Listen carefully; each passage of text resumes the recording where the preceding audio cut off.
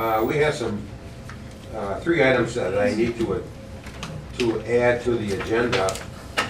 They just came late this afternoon. And if the council agrees, I'd like to amend the agenda to add, right after item number 5, which is the fuel station at the Cornerstone Shopping Center, add Northland Lighting. And our city administrator is asking for a rule, that we need to have a Rule 10 or we need to act on that one. So that will be an official act rather than just discussion. And then if you turn over to the back of the back side of the agenda, under the other items, I'd like to add 2 items. The city clerk has asked that as of August 28th, there will be no more Southfield eccentric.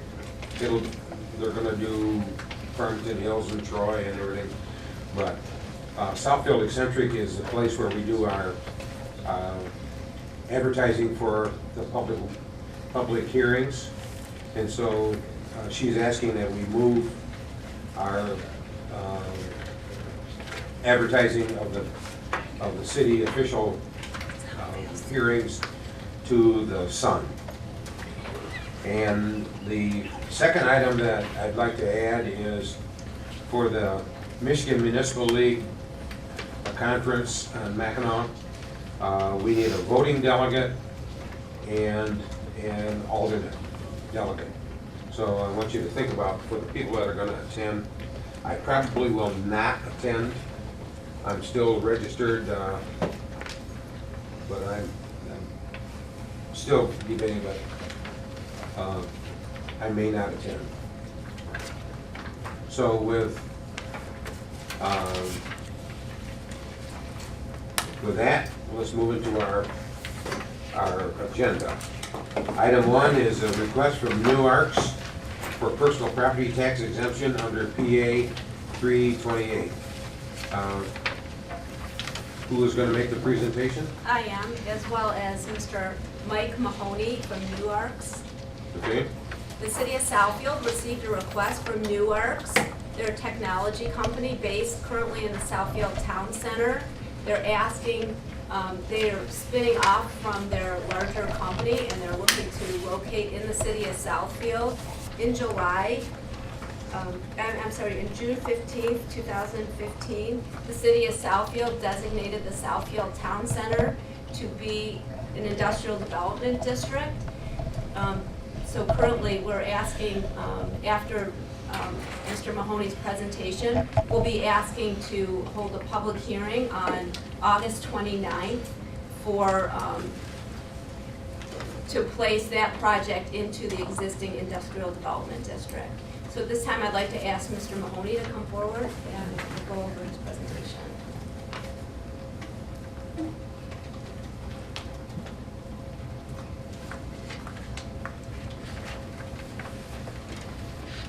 Thank you, Shelley. My name is Mike Mahoney. I'm the Chief Financial Officer of Newarks, and I want to thank the City of Southfield for giving me an opportunity to present our story. Could you give us your business address, Joe, please?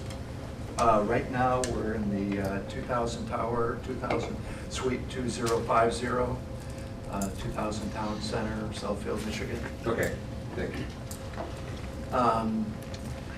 Newarks was formed in April of 2016. We used to be a division of ANX. ANX was formed back in 2000, and ANX provided secure connectivity for the automotive industry. It efficiently connected the automotive OEMs with their suppliers.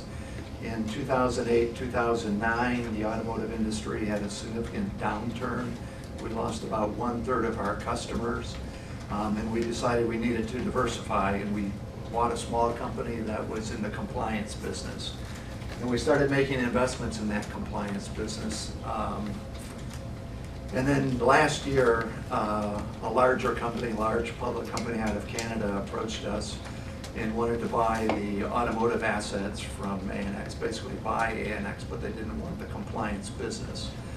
So that deal closed April 30th, and as a result, ANX is now part of OpenText, which is a public company based in Canada.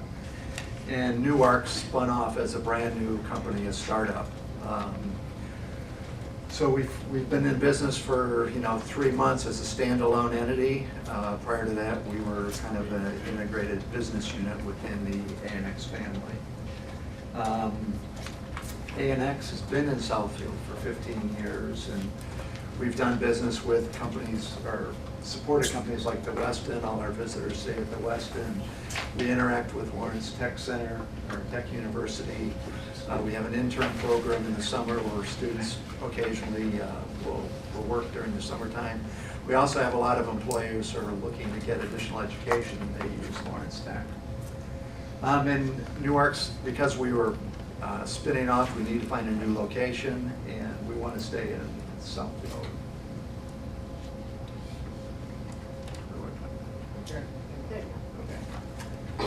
And what Newark's does is we've primarily decided to focus on PCI compliance, and PCI is an acronym for the payment card industry. So we provide payment card data protection services to thousands of different brands across the country. We reduce the risk for merchants of data breach by simplifying the process of being PCI compliant. And our specialty really is in quick service restaurants and retail merchants. Right now, we have about 40,000 location customers, 25,000 users. We do about 1 million scans a year, and we're growing at about a 50% rate.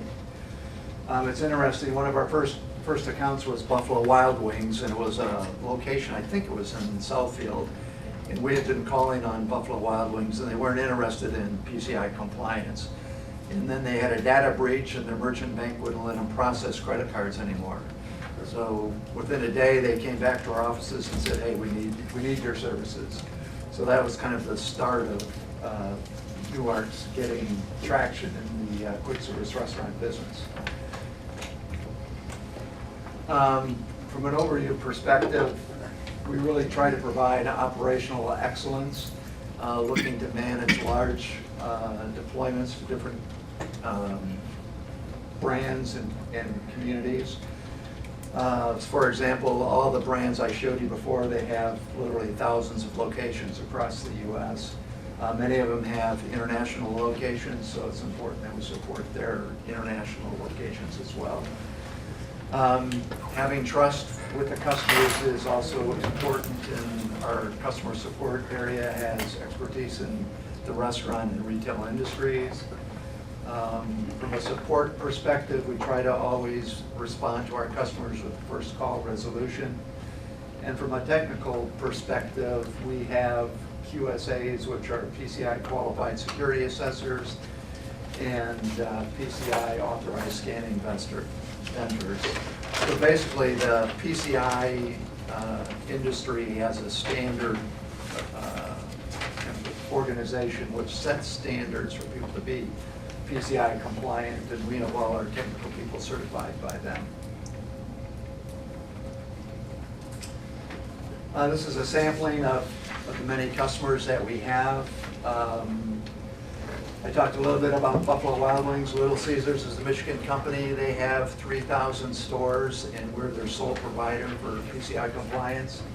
Obviously, you can imagine a pizza outfit, they don't really want to worry about what it takes to be PCI compliant. They just want to sell pizzas.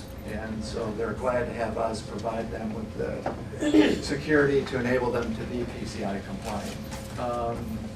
McKesson is another organization which we do a lot of business with. McKesson Pharmacies, we have about 2,000 of their pharmacies which utilize our PCI compliance solution. McKesson Pharmacy Systems is actually headquartered in Livonia. So as far as our objectives in seeking a new headquarters, we're trying to find a business-friendly tax structure, proximity to qualified talent, minimize our operating expense, and maximize incentives available for relocation and growth. We looked at Southfield, Troy, and Farmington Hills. And right now, as I indicated, we're in the 2000 Town Center building. We're proposing to move our headquarters into the 3,000 Town Center building, which is just kind of within the whole Town Center complex, just kind of across the way. We're going to be taking 2 floors on the 27th floor and the 29th floor, occupying about 16,000 square feet. And we're requesting an abatement on city taxes on new personal property. The estimated savings over the next 10 years is about $119,000, so just over $10,000 a year.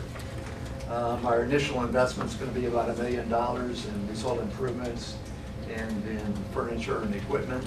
Obviously, when Annex was purchased, they purchased all the equipment and furniture that we had, so we literally are starting brand new and having to invest in a new facility with new servers, new furniture, and new computers. The technology investment will be about $300,000.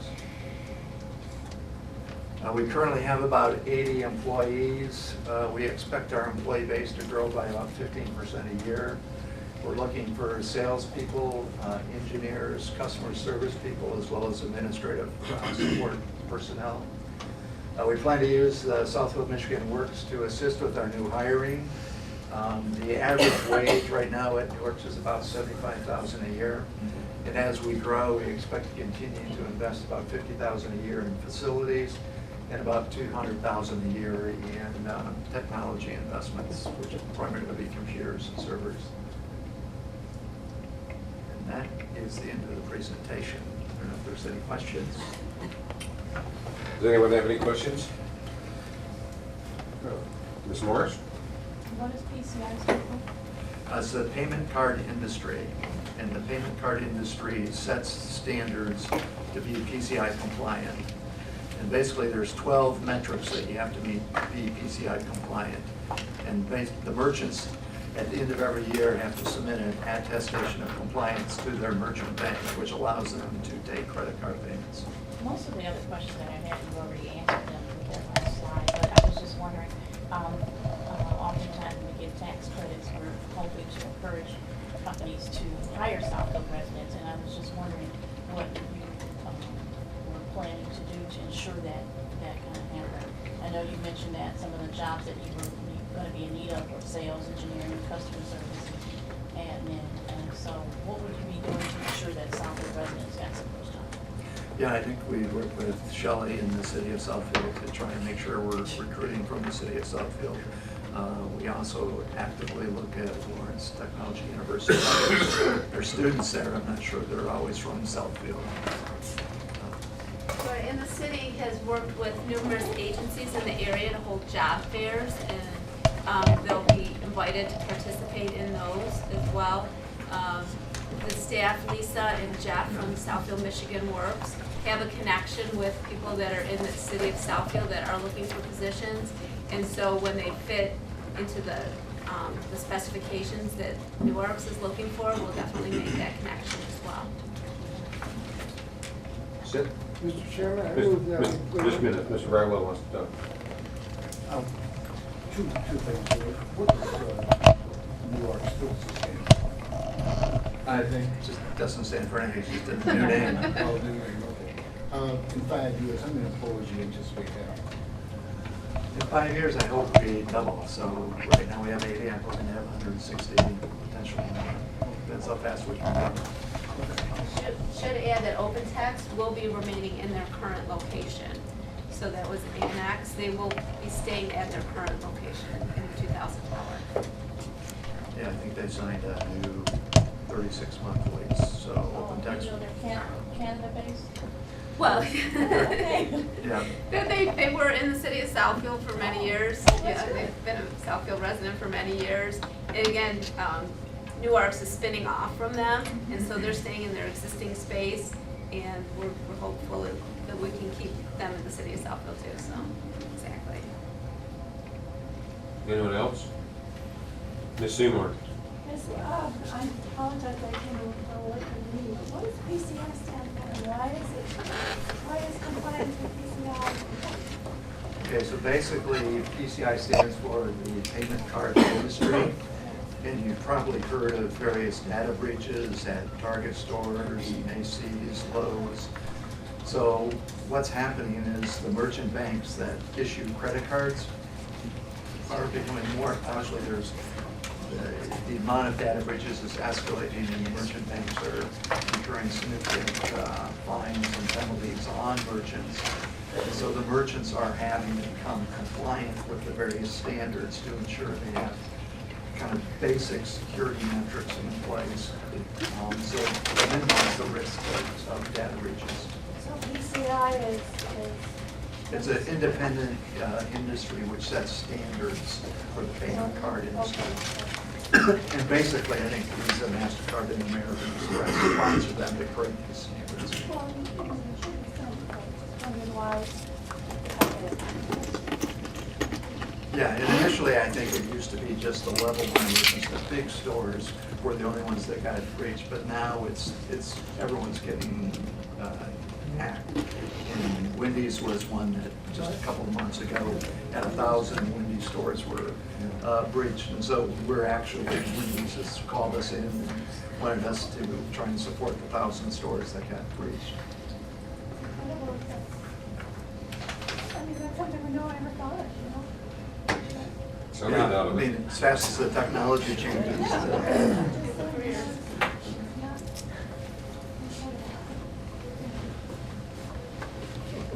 Mr. Mandelbaum? You're asking for abatement for 10 years. What, how long is your lease that you're potentially signing? right now it's between 10 and 12 years, so we haven't finalized the negotiations on that. So it'll be at least 10 years. And you currently deal with credit cards. Do you plan on going and doing any other types of secure services or payments? So the other compliance piece that we have started doing is HIPAA compliance. And one of the regulations regarding HIPAA compliance is that you have to be PCI compliant, because a lot of the bankers' offices now take credit cards. And in fact, 2,000 McKesson pharmacies that have PCI compliance with us also have HIPAA compliance. And it's basically a portal, and you have to fill out, kind of answer various questions to ensure that you're compliant with the HIPAA regulations. Okay. Mr. Fracassi? Yeah, I just, if everybody had questions, I answered, maybe we should put on the council agenda for August 29th, is it? Yeah. Is that a consensus, or? Yeah, we don't need a motion, real motion. Need a Is that, you need consensus. to do a Rule 10? Yeah, No, I just want a consensus. yeah. So, we only have one item so far that we need well, we'll have 3 items that we need Rule 10s on. But I do have one question, and that is,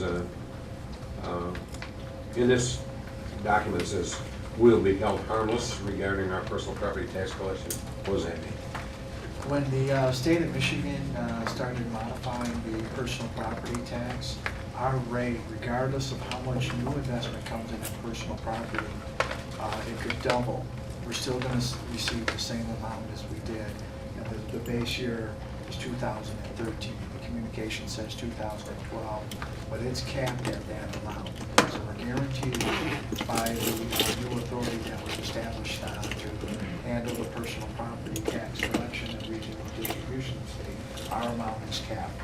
So The fact that we will be, if we choose to abate these taxes, it won't cost us anything as far as the state reimbursement. it will not cost us anything. In fact, I'm sitting here, one of my thoughts is, we have new gas fee accounting rules that are going to kick in effect a year from now on how we value all of our 328s, our 198s, all of our investment vehicles.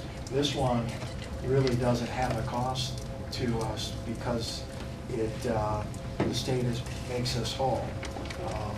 What it does do for the city, it puts us in a stronger position.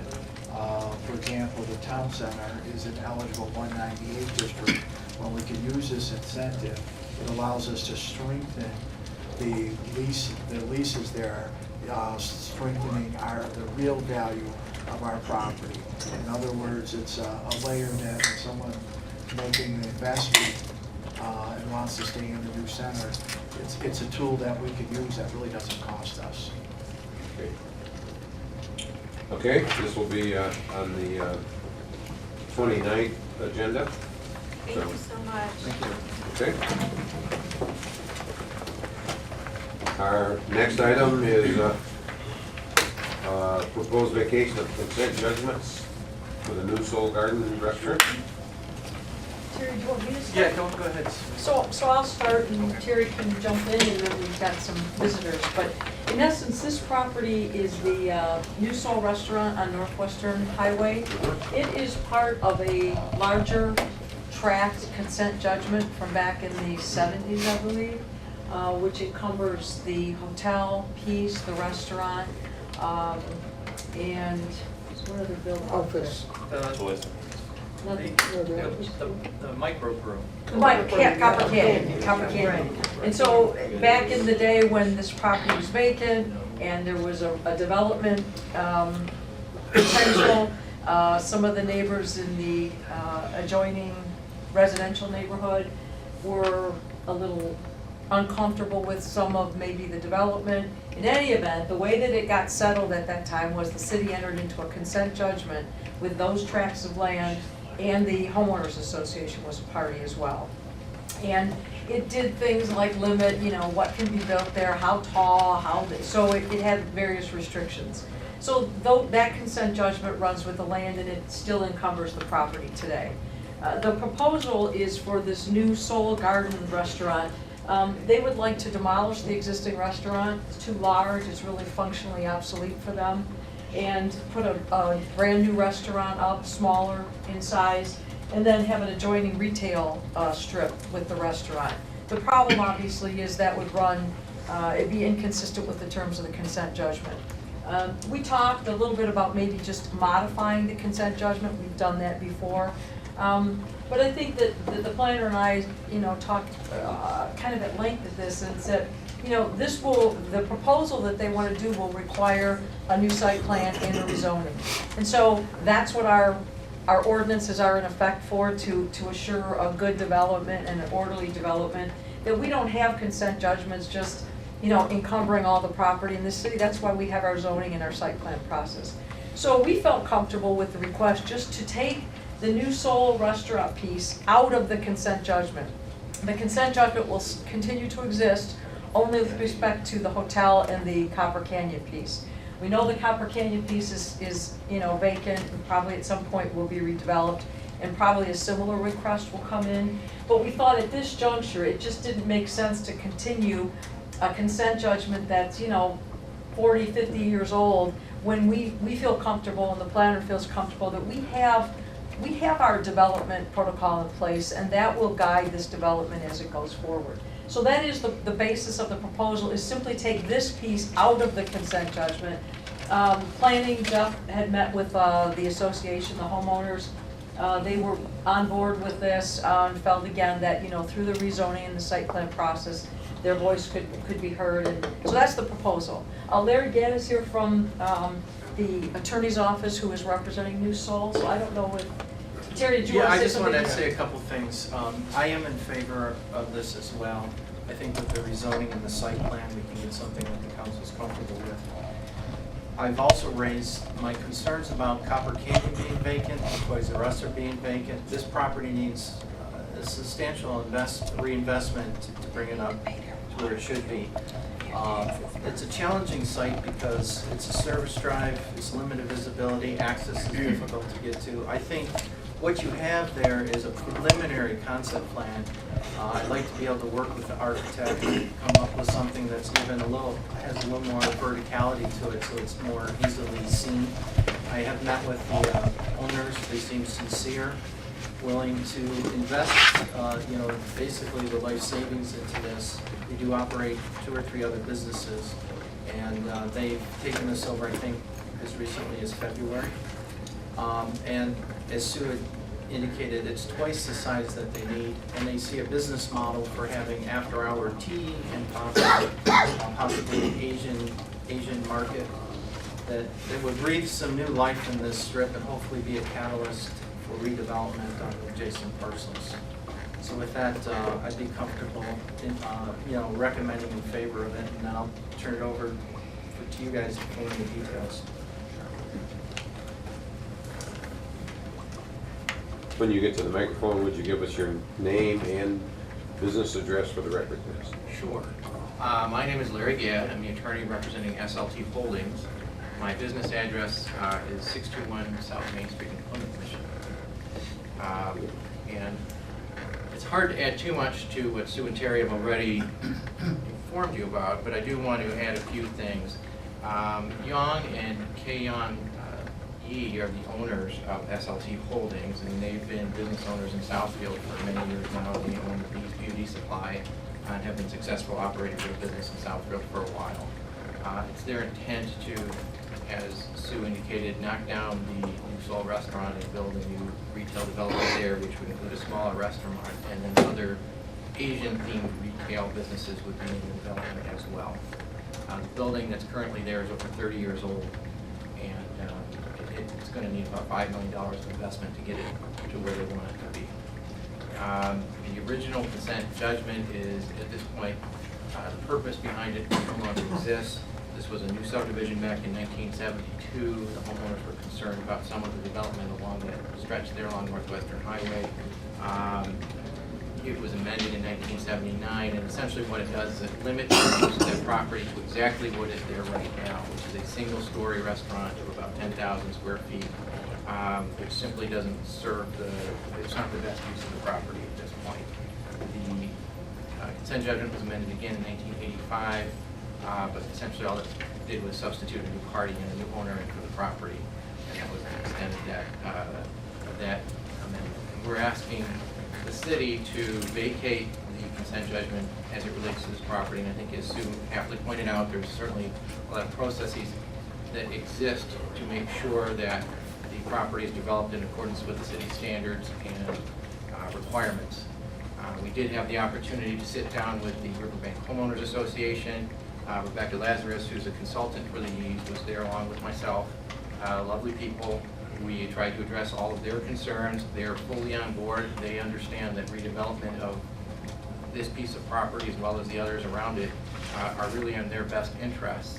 And I think they're comfortable. The executive board said that they did vote in favor of vacating the consent judgment, and were satisfied that the zoning and site plan approval would be a sufficient mechanism for them to voice any concerns they might have about what's being put in there. So we would respectfully request that the city council on the agenda and vote in favor of vacating the consent judgment as it relates to the new Soul parcel. If you want more detail in terms of what the Yees are planning, Rebecca Lazarus can answer some of those concerns. I'm addressing more of the legal issues right now, which would require us to have this report that. And the only beneficiaries of the consent judgment really were the city and the homeowners association. And if both of those entities agree to vacate, the parties have one entity. Okay, we'll see how if any other questions develop. Mr. Brightwell? Yeah, I understand vacating the consent judgment, and I also understand there's a new site plan. What is this rezoning? What's the need for rezoning? If you're going to have the summer. They're gonna have other things. They're gonna have retail. Oh, okay, so, okay. I think the initial concept is that the restaurant, which is currently just the sole business in this 11,000 square foot building, would be reduced to about 5,000 square feet, and then there'd be other businesses that would be placed in essentially what would be an Asian retail center, say coffee shops, bakery, or some of the things that were being discussed, import-export type business. I mean, obviously it's impossible to say at this point what all of the types of businesses, but I think that's the necessity of the result. If I'm not mistaken, I believe it has a current office zoning, and then the consent judgment allowed for Right. one restaurant. Right. So we would, to make it conform with our zoning district, we would recommend rezoning to like a B2 or B3. That would allow him to do a host of the retail uses that they've been talking about. Mr. Cruz?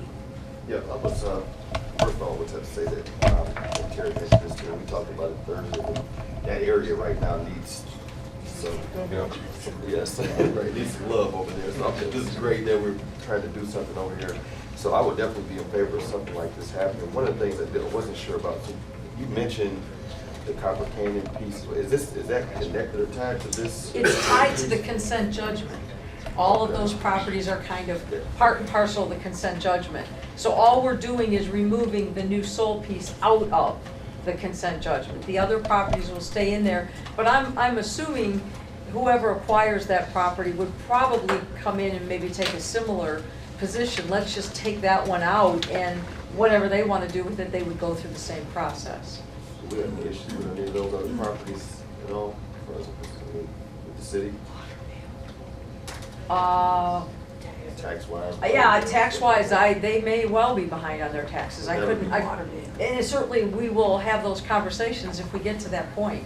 But yeah, I'm not sure, the status. I know that for a long time, they were delinquent in their water and their taxes. Whether that's been remedied, I don't know. The only other thing, is there an outlet for the neighborhood to get, to walk here, or do we have to get around? I'm not familiar with, I know the area, but The I Rouge corridor runs through there. The city attorney and I were hypothesizing that when this first went in, this probably wasn't as dense as it was in the day, and that's why the neighborhood were concerned. So I think there's a considerable grade drop off in through here that would make it difficult for pedestrian access.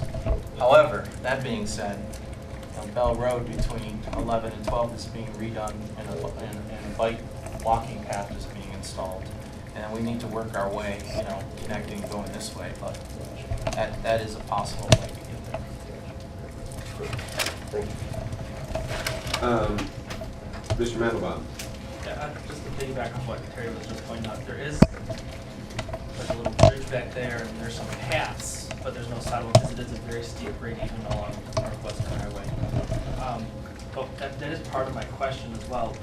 We're only talking about the current restaurant, and what the proposed development is going to be just on that lot. Just on that Yes. parcel where New Soul Garden is. And then the current land that's being used, does it go further back into the woods? Is that parcel? There's the parking lot that runs and abuts right up to the wood lot. Is that the property boundary? They wouldn't go into the woods area? No.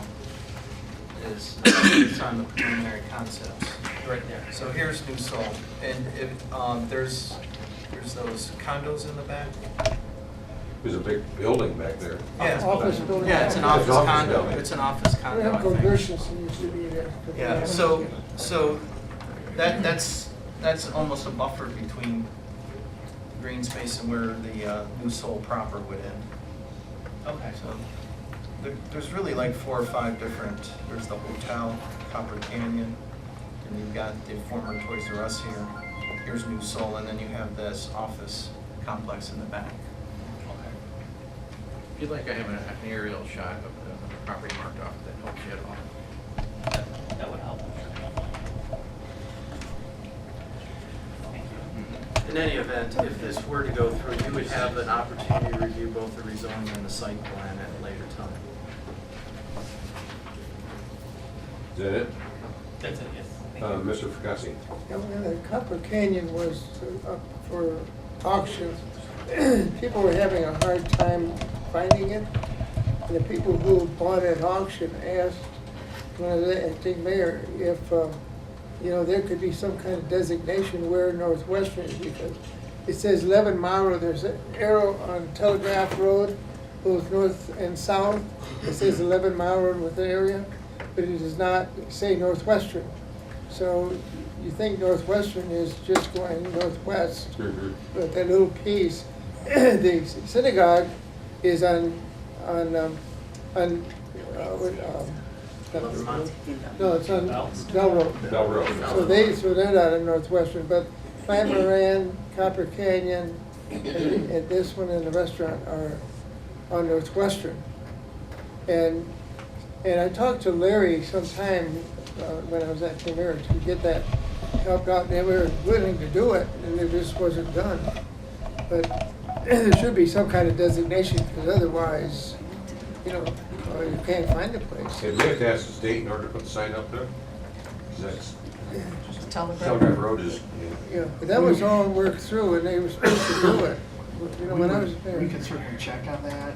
You know, I would take a step back and treat this as you're trying to do a wayfinding system. We're seeing a lot of success and recognition of what we've done at the city center. We know we need to do it in the DDA. It's incorporated in your smart plan. With this stretch, I agree, that service drive is very difficult. Now, we're scheduled to resurface from Mount Vernon up to Lasser on this side. We'll do roughly, Terry, we're doing half of it Yeah, from Evergreen to Lasser next year. next year, and then in 18, we'll do the other part.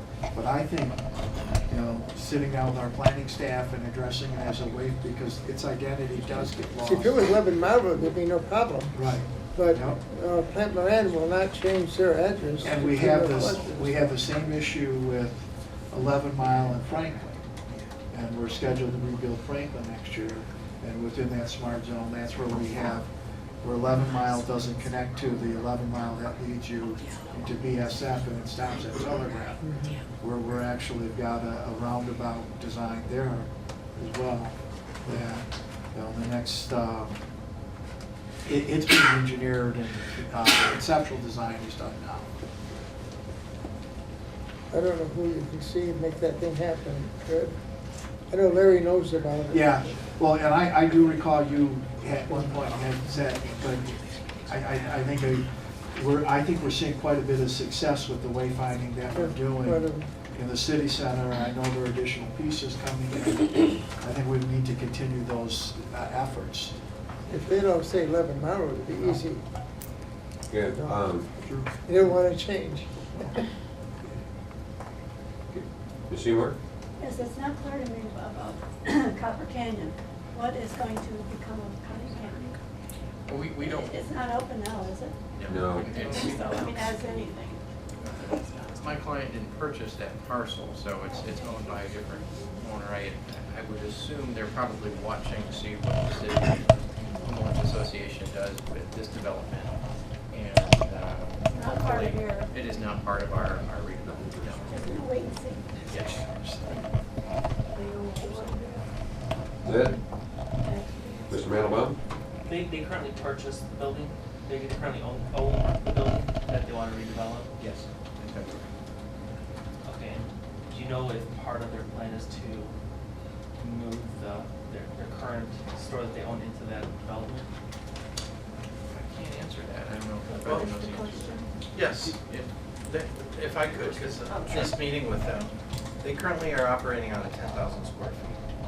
They would like to move the restaurant into a 5,000 square foot, and it would be the front, it would be the anchor to this retail. But the other business that they own. Right, no, the other business they own, right, the Lee Beauty Supply you mentioned? Yes. Oh, no, I don't think that they want to move Lee Beauty Supply into that complex. I think they want to keep it, Where people can find it.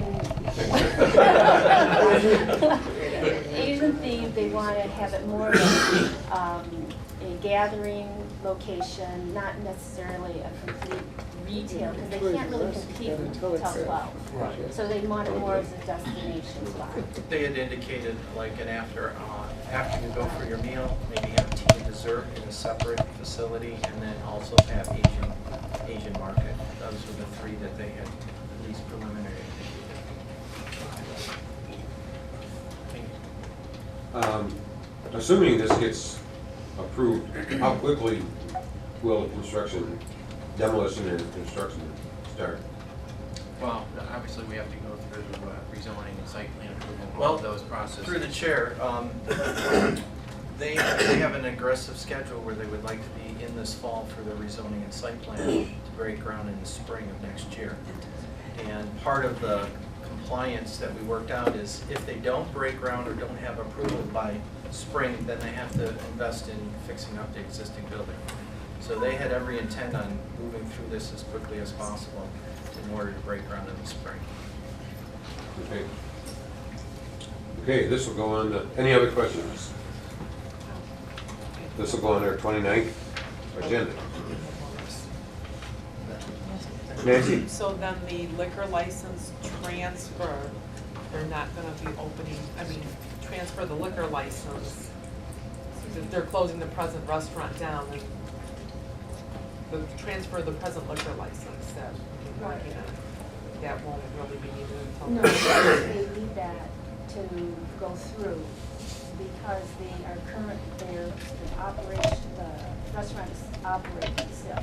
And they'll keep it running as long, through the whole process of brownfield and all these different site plan. And then once we get those approval, you know, that's questionable how long that might take. They need to keep that restaurant open and running. Under new ownership? Yeah, there's a transfer of a liquor license right now, and I think this is kind of been pending. I think Yeah, we're since basically almost to the approval stage, except for this latest parking Right. lot, et cetera. So we're asking we've gone through the process of the liquor license name transfer. The only thing that we need is city council's approval for it. The state's approved it. They need to get it out of the old owner's name. They've been very diligent in cleaning up the mess from the previous owner, paying a lot of bills that were the responsibility of the previous owner. And so the last thing they need to get that monkey off their back is to completely own that liquor license. I know most of the time that, whenever we do a liquor license transfer, the building inspectors have to go out and inspect the building and make sure that it's a good building. But with this in the process, I mean, we know they're going to tear it down. Right. I would certainly hope that the building inspectors would take a lot of this into consideration, so minor things. To your point, as I Yeah. mentioned, we also did the inspection. That's how I initially got involved in this. Okay. There are some immediate things that we're gonna take care of, like weeding and patching holes and stuff. But I don't feel that they should be doing major reinvestment if Absolutely. they're on a track. So we applied the common sense principle, and in the write-up, it says that you have until June of 15th to either get your approvals for your rezoning and site plan and be starting construction, or you'll have to bond or complete all the outstanding items.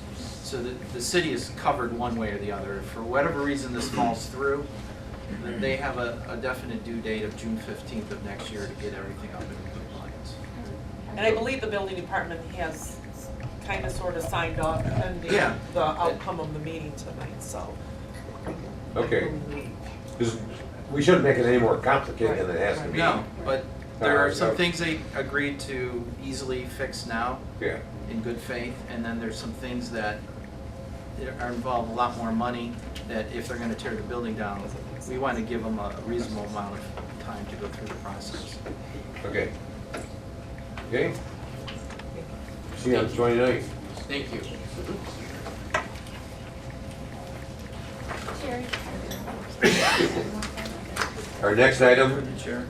Chair? is, For the chair? Yes. Yes, one item. Could I, Rebecca, I'd like please to go ahead. add one more thing. The Yees are very serious about redeveloping this project. They look at it as their future for not only themselves, but for their family. They have also contracted the services of the architectural firm of Sam Dorchin. So I've asked Sam to be here also. So just to give you guys confidence that they are moving forward as fast as they possibly can. But this consent judgment is one thing that they have to get off the table to use services. Okay? okay, Thank you. all right. Our next item is, excuse me, presentation discussion on personal amendment, Robert Lofts. Yes, through the chair. You might recall that they made a preliminary presentation earlier in the spring. It has gone through Planning Commission, has received favorable approval. They are here tonight for discussion purposes in preparation of the public hearing, which is scheduled for August 29th. As you may recall, the original Arbor Lofts Overlay Development District was approved in August of 2014. And that concept had 10,000 square foot retail on the corner of Central Park Boulevard and Civic Center, as well as a 3 to 4 story mixed use development to the north, which was primarily office storage with some retail and potentially housing. That has been on the market for several years and it hasn't come to fruition. I'll let them do the major presentation, but the gist of it is they're 100% occupied at Arbor Lofts. They've been 100% occupied. They have a waiting list. There's market demand. And they were here before the city a year or so ago with a similar concept, but the building height, the scale, and didn't have garages at the time. So they heard the council, they came back with revised plans. They're now proposing a 3-story garden apartments with garages, entrance to the rear. And they're proposing 48 units, 16 units along Civic Center, 3 stories, and then the remainder on the north part. With that, I'm going to turn it over to Design House and the representative of the owner to do the presentation, answer questions, and I'll be available afterwards answering questions the council may have. Thanks, Dick. Would you please give your name and business address for the record? Certainly. My name is Peter Stuhlreier, Design House Architecture, 301 Walnut Boulevard, Rochester, Michigan, 48307. Thanks for having us again to talk about the expansion of Arbor Lofts into a campus. I think this is something that you are somewhat familiar with seeing in the past, but we're here to talk about it one more time and go over some of the things that we've modified based on comments that we've had from you and from administration as well as planning commission.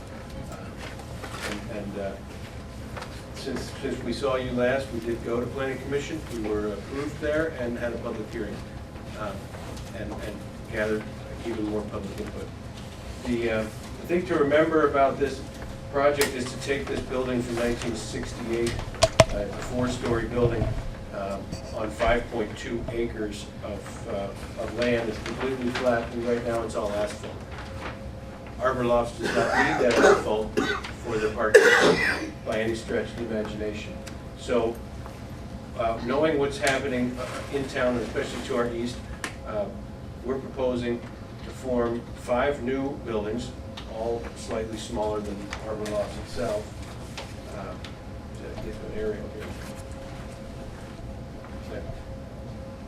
Throughout the parking lots, most of the focus that we're proposing for these 5 new structures is to help create some urban scale, some streetscaping, some pedestrian movement activity, and begin to kind of reduce the scale and improve this particular part of town as it relates to the resident, to the pedestrian. Our proposal today holds about 96 new high-end or higher-end units than we have in the lofts currently. So these are these could be over $2,000 a month in some cases. They have more amenities. They have green space. They have sidewalks. They have off-street parking that's dedicated, as well as interior garages. They're a different product. They're a move-up product from Arbor Lofts, and Arbor Lofts is 100% occupied. It's got professional athletes, college professors, and it captures a very high lease rate. These, I think, are taking the next step higher and allowing people to move up a level from Arbor Lofts, as well as to invite new people to the community.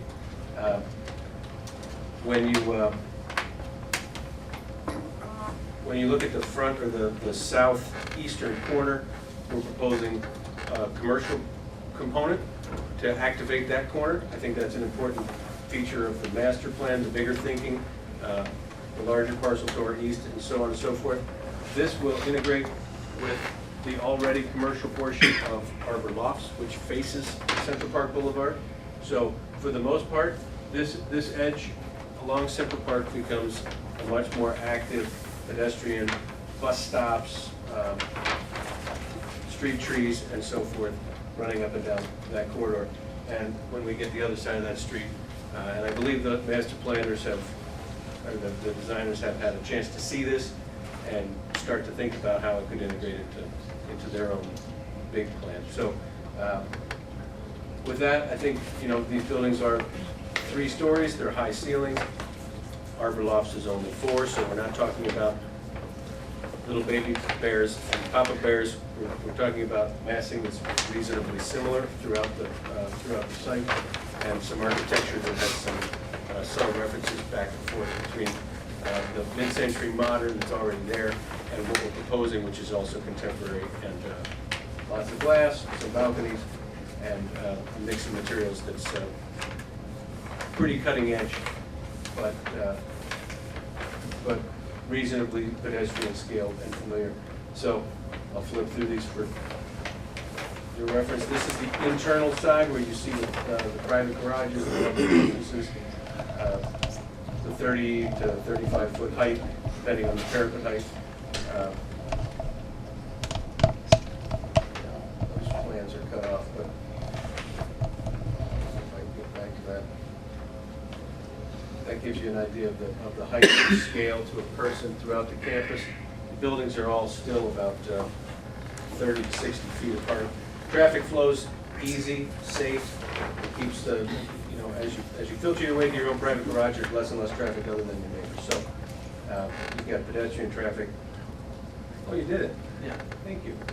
So as you can see, there's a unit that's 1,000 square feet that does not include the common areas, such as the stairs, and it also does not include the garage.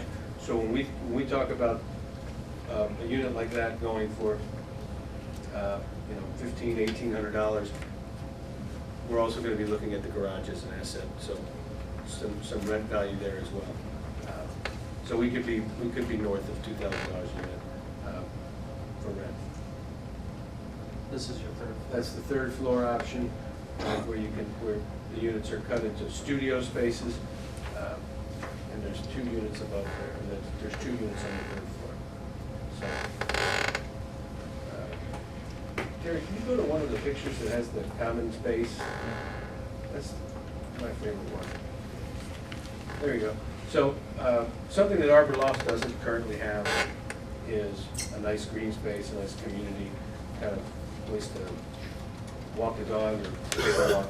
That's a new feature of the site as well. So with that, I probably just should turn it over for questions. I know that you're familiar somewhat with this project. We've been here a number of times to talk about it. Okay, Mr. Mountabaugh? You mentioned this would be 96. So I guess it's just a typo in the package is 48 additional. I thought it was 48 units. Well, here's the thing, the parking quantity, the building footprints, and the market analysis that we're getting feedback on in terms of the demand is that the 3rd level of these units can be 2 units instead of 1. So I think that's the fluctuation. And we can park it, it works, we've got demand for it. And the smaller unit is actually more per square foot because it's you know, it's still the same quality point, but it's just a smaller unit and in higher demand. That's what we can't find enough spaces in Arbor Lofts for units that are slightly smaller. So yeah, we're looking for more people. I mean, that's the goal. That's the name of the game for the whole deal. Is the more people on the property, the better for everybody here. And I just want to mention a few things. You know, Planning 101 is you want more rooftops to get the people living 24/7 to support the retail and other things. This also ties in with what we're trying to do about attraction and retention of young professionals in the office market. I do know of a few tenants that literally live here and walk across the street and go to 4,000 and 3,000 Tower for work. Besides, this thing was propped up in the beginning with a number of LTU students under it originally, but that has equalized to the point where now it's almost about 50-50 young professionals coming in here. This fits in to support what we're trying to do across the street. And the other thing that I want to mention is you have to put yourself at 3 foot eye level when you're driving by, 5 foot eye level when you're walking by. And to have 30 and 35 foot tall buildings built close to the road starts to create that human scale. So sometimes when you look at this from an aerial view, it's a little misleading. What you're going to see from the edge is housing and buildings right up to the edge. You're not going to be able to see the parking behind or the carports. And more importantly, not only does it create an edge here, it creates an edge along Central Park Boulevard. So is the plan along Civic Center and then on the other side of the building as well? Yeah, so phase one likely would be the first 16 plus units would be developed on Civic Center. And as those fill up, you would break ground for phases. Yeah, we future can't phases wipe to the out north. all of our parking at once by Yeah. setting up construction, so we don't want them to north or south. And do you have any prospects for the retail? We do, yeah. And did you say you had like a waiting list of around 25 already? Already, yeah. For the residential units? Yeah, it's full, and there are prospects. I have, yeah. But we're tossing back the idea. Assuming that we can break ground this year on this, or late this year, maybe early spring, hate to go that far, but we have a couple of empty spaces on the east side of Arbor Lofts that we'd rather give some of these higher quality tenants the new space, so, but we don't want to lose them either. You may or may not know that the chamber is actually relocating to Arbor Lofts on the east side. So they're gonna have street frontage. And we'll also entertain another retailer that will be working its way through. You'll probably see in a couple months. So we're starting to see some positive activity there. Yeah. And you have, commercial activity. you wanna just explain the existing, you got yoga shelter, you wanna go through who's already there? Or? You know, I think we've had some medical office, we've talked about some CrossFit, I don't know if we have, we've had some clubs have come. You still have that shared tech, Oh, yeah. tech area with Tech Lawrence Town desks, or, you know, it's all there. As well as the kind of resident center on that floor. And if you remember, when we built that main, the first floor out, we built it to accommodate a good portion of it to be commercial tenancy. So there's enough bathrooms, corridors, exit strategies to move any kind of tenant into the space on the first floor of Arbor without having them to be impaired by extreme costs of plumbing and mechanical work. So it's ready to go space. So just someone who would potentially rent a third floor, and there's no elevators, so they have to be fit enough to bring all their furniture up. We're going to address that in the building department. So I believe some of these end cap units that have a little bit of fluctuation on the site are going to end up with an elevator lobby. So no, but in the case of the way we're laying this out, we need 15% to be able to be accessed by elevator. And when we include the whole campus, and you know that all of Arbor is accessible, or all of the current Arbor Lofts is accessible, we can meet and far exceed the demand for accessible units. But you're right, they're walk-ups. Okay. Then the last question, we need to make an amendment to the current Yes, ODD? so this is not a rezoning because the rezoning is already in place. It's the master development agreement had a conceptual master plan which was approved. There's what's called minor modifications and major. This is considered a major modification because it changes this large mixed-use building on the north. It shrinks some of the retail. That's why it's back in front of you. So it's really modifying the master development plan and in essence approving the site plan at the same time. That's what the amendment is. But the zoning stays in place and all of the parameters of the zoning are there, and you'll see just the minor modifications because residential, everything they're proposing is currently permitted in the ODD. It's just the footprints changed outside of what we could consider as a minor change. But to clarify, the setbacks did not change. The heights that we agreed to did not change. So really just the mix of uses, and the uses were all already a part of the deal. So we're not asking for additional uses or a change of any uses. We just squished the buildings around to a different configuration. So it's a major physical change. Well, But I I think use we the only term. edited like one sentence. Yeah, on one but thing. the terms of why this is back in front of council is because it's considered major change, because it's more than 10% of the square footage. Understood. Okay, thank you. Ms. Morris? Can you disclose who some of the potential retailers are? I can't. I mean, I think the development team could, and he may come up and do so. But, you know, do you want to, Gal? You want to talk about your tenants? We don't have any signed leases right now. We have 3 LOIs, and it's the cigar place, we have 1 restaurant, and we have Guard Hat's going to expand. That's the 3.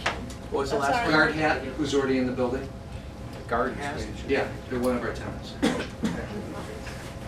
you considered any social spaces on the rooftop? We have.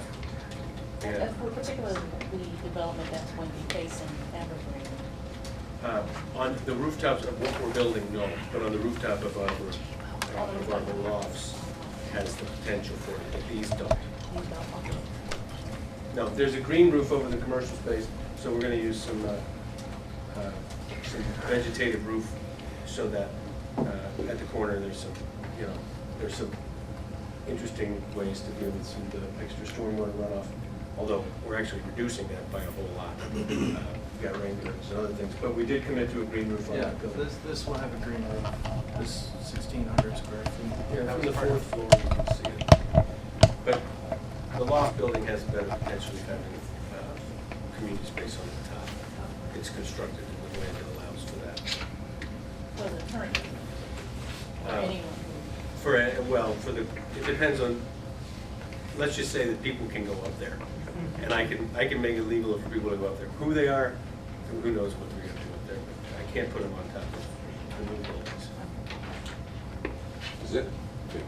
Mr. Scottsy? Yes, Terry, can you put this up, please? Sure. We can do this as fast as happening.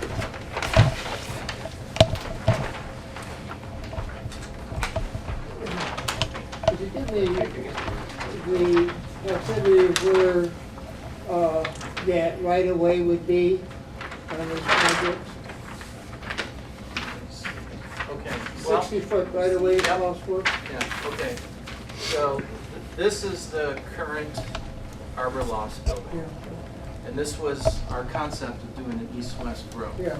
They have dedicated 15 feet of easement for streetscape, and they're gonna maintain that easement. Should the city ever build this, they're basically giving us the additional right-of-way that we need to construct this road with a new streetscape.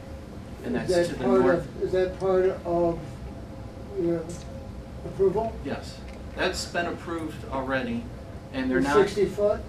Well, they only have 15 feet of that 60 feet, but they have dedicated that, their northern 15 feet, which is within this 60-foot right-of-way, should the city ever go forward with that street. And we pointed buildings with their fronts along that side. Yeah, so this was part of the original approval, Yeah. and this is maintained with this approval, that they have that 15 feet dedicated to the city for that public easement for the streetscape. This plays a role also in your things that you've given us for the walkability Yes. of the area. The thing is that that's a very important east-west concept that you have there. And that's going to make that thing happen, meaning not necessarily this project, but everything that goes west of that, right up onto your new walkway that goes along Northwestern there. That's correct. That is part of the plan, and they have agreed to get it's already a recorded easement for the city. It's this, you'd be looking at everything from there down is what you'd see on From the that- north if- side. If you were Yeah. on that future roadway, that's what They you're. were showing some storage at first, then they went to some stores along that right away. And walkability, Yes. using that terminology. Yes, that's still part of this plan. We still part of that plan? Yes, it is. Okay? Any other questions? All right, we'll move this to the 29th. Thank you. Sure, while you have that on, but how are we working with the other developers along that way in making that road a roadway up for that conceptual plan really happen? Well, we have shared that conceptual plan at the Hamilton Ashton will be coming back on September 12th to discuss with the council. And we've been getting feedback from the adjacent property owners. So Etkin, for example, is interested in possibly sharing a potential parking garage. And they said that if that could happen, they would allow part of that garage to encroach northward on their property if they could get some spaces to lease. So that, we're trying to vet it through all the adjacent property owners to see how, we can work together. And again, we'll get into much more detail at the September presentation. I know that Shelley and I had met with the new owners here a couple years ago and have showed them the concept plan with the streetscape, and at least conceptually they were on board with it as well. Give me feedback if you want. Okay, Okay? our next item, Next item is the presentation and discussion of proposed proposed pharmacy. That's located at 17090 West 12 Mile Road. And we have the applicant here tonight. I'm gonna let him get into the weeds on this presentation. I'll be happy to answer any questions, but this is an office district, requires a pharmacy to go through special language. This is not a retail pharmacy in the sense that people walk up and get their prescriptions filled. They pretty much do service for adult care, nursing homes and so forth, and they repackage current prescriptions that are done by a medical doctor. They have to be licensed as a pharmacy. Is this the Steel Workers Building? Yes, it is. Okay. And with that, I'm gonna turn it over, and then we got some props there if you need them. And I'll put up the map while you're talking. Yeah, my name's Ron Young.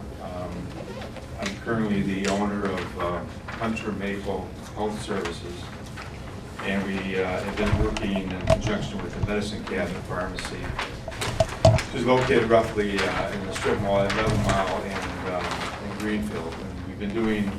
Could you give us your address, your business The address? business address, sure. It's 27159 Greenfield, Southfield, Michigan, 48076.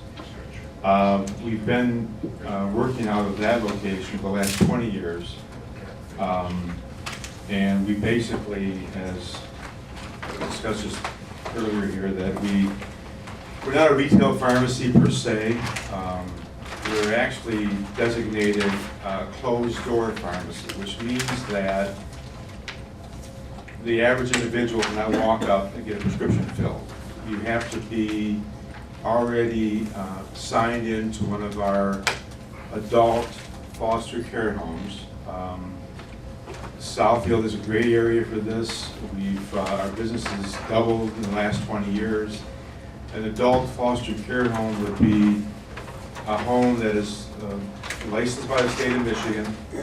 They usually have 4 to 6 individuals. Our pharmacy delivers probably 75% of all the medications that we dispense. On an average, we don't probably have more than 6 to 10 caregivers picking up medications. We have the security at the new location is much better than actually exists at our present location. I got 2 of these to hand out. I don't know if you've seen any of this before, but on the inside, cover, there's a sample, it's Skittles, and you're more than happy to have some Skittles. But what we do is, we don't do anything different than any other retail pharmacy. Most retail pharmacies, maybe not the chains, but they all have the ability to, with what I call blister pack medications. It's a 30 or 31 day punch out application. We take it from larger bottles, we heat seal them, package them. The state likes it because what we do is we have med sheets that go hand in hand with this, so that at the end of the day, everyone knows in the home what medications have been given out, what medications haven't been given out. We exclusively do this. We don't do any other retail type of dispensing. I was asked at the zone board meetings about the security. The security of the building is ideal. There's a separate room that is lockable, which all the drugs will be kept in. There's a safe in that room that would contain all the controlled drugs. We have been passed by the city with the one city inspector that came. He passed us. The State Board of Pharmacy came in on the 1st of July. We passed that inspection. We passed the DEA inspection. We have security that mounts to ADT. I've got most detectors. I've got scanners. I've got cameras. And besides, when our signage goes up, we're not even going to be advertised as a pharmacy. It's going to be Hunter Maple Health Services. We are going to be a pharmacy. We're not going to advertise as such. For the most part, we're going to have a website. We have one now, but we have to redo it.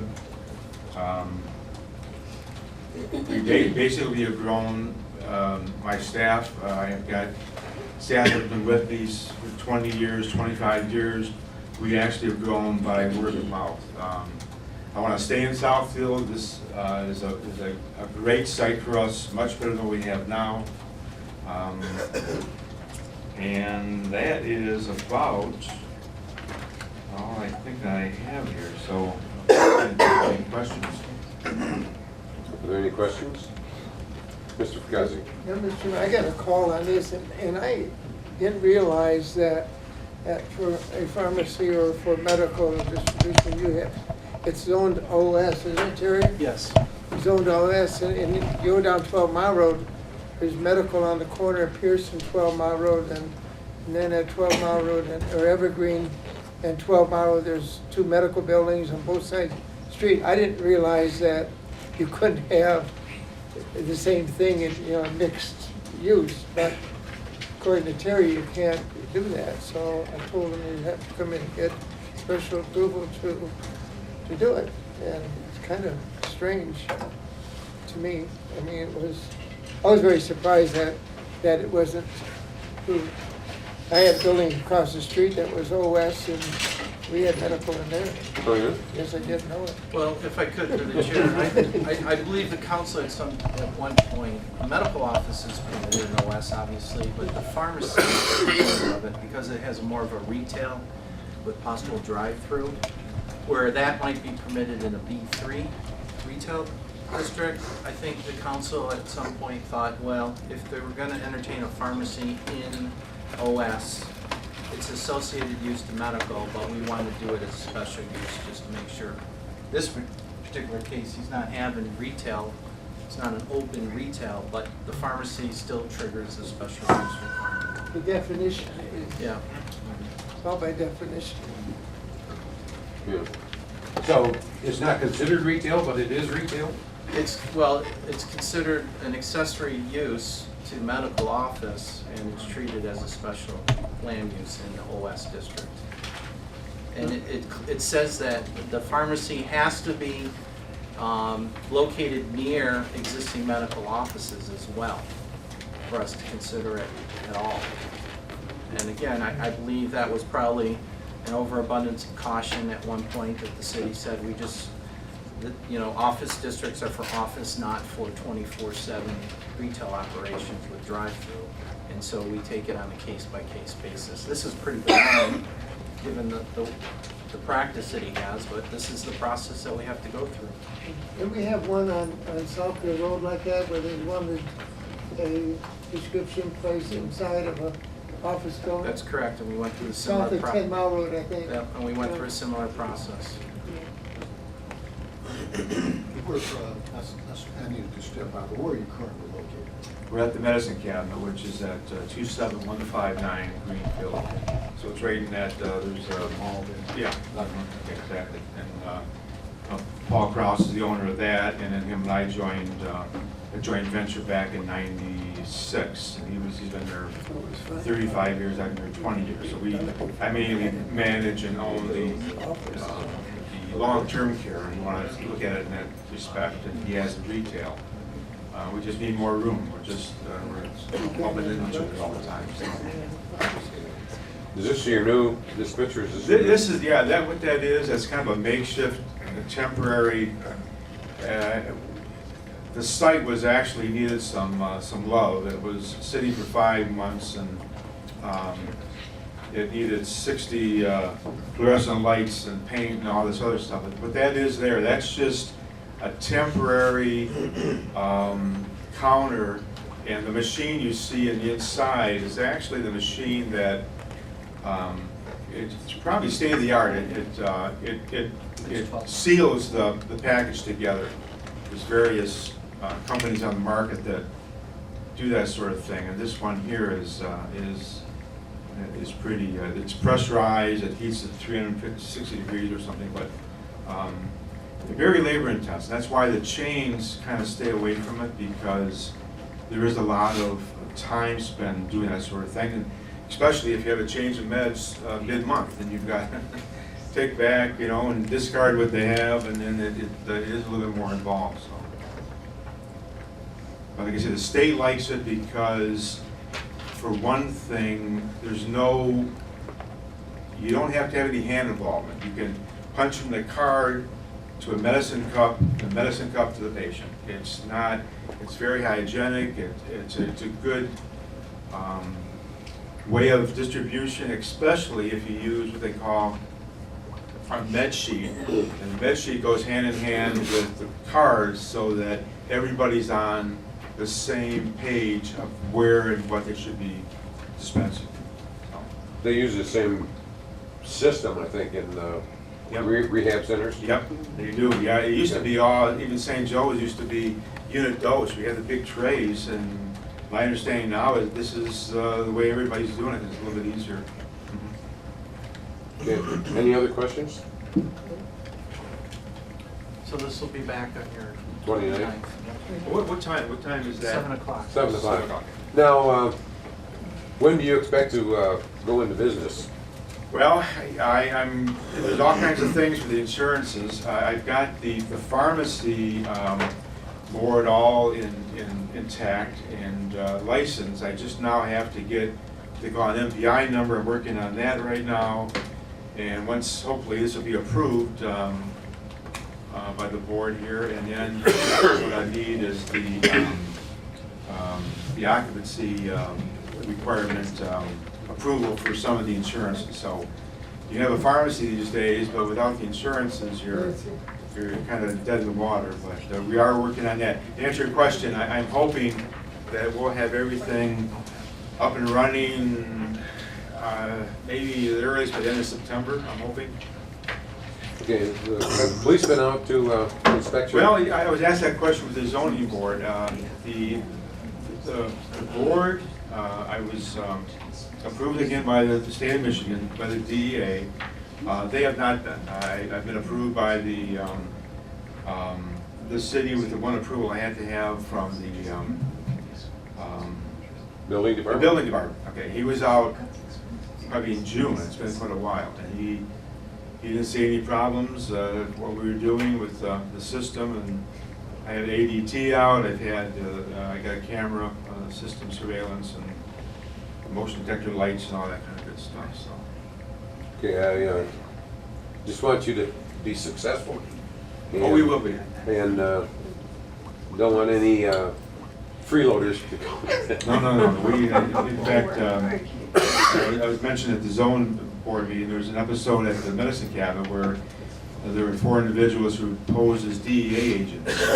And, you know, mid-afternoon, it was a bad time for them to do that. But to make a long story short, in 15 minutes, there was Southfield, Berkeley, Oak Park.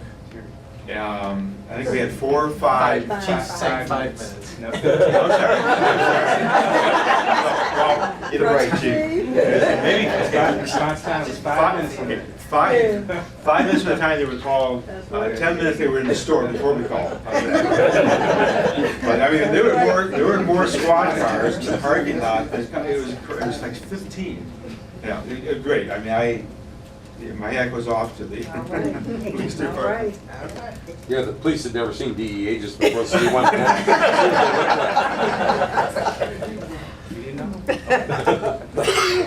Okay. And there was a pack going around with Tic Tacs. That was my prescription for zoning anxiety. The Skittles. And then he made the big ones. Yeah, the Skittles. I said I need the double strength ones. Incidentally, medicine cabinet's the pharmacy I use.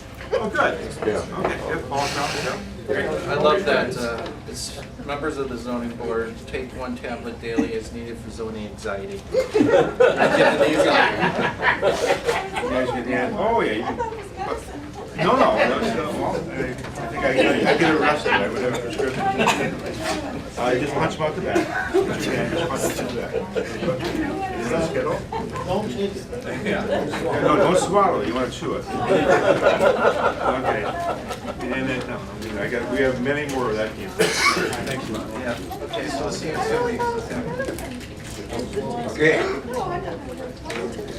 The next item on our agenda is presentation and discussion on the Kroger fuel station at Cornerstone Shopping Center. Yes, tonight we have the Nagers here representing Cornerstone Shopping Center to talk about a proposed Kroger fuel station located in their southeast corner of the plaza. Got some handouts here. This is for discussion purpose only, and based on feedback that they get tonight, they may decide to move forward through the actual process. I'm happy to answer any questions after the presentation.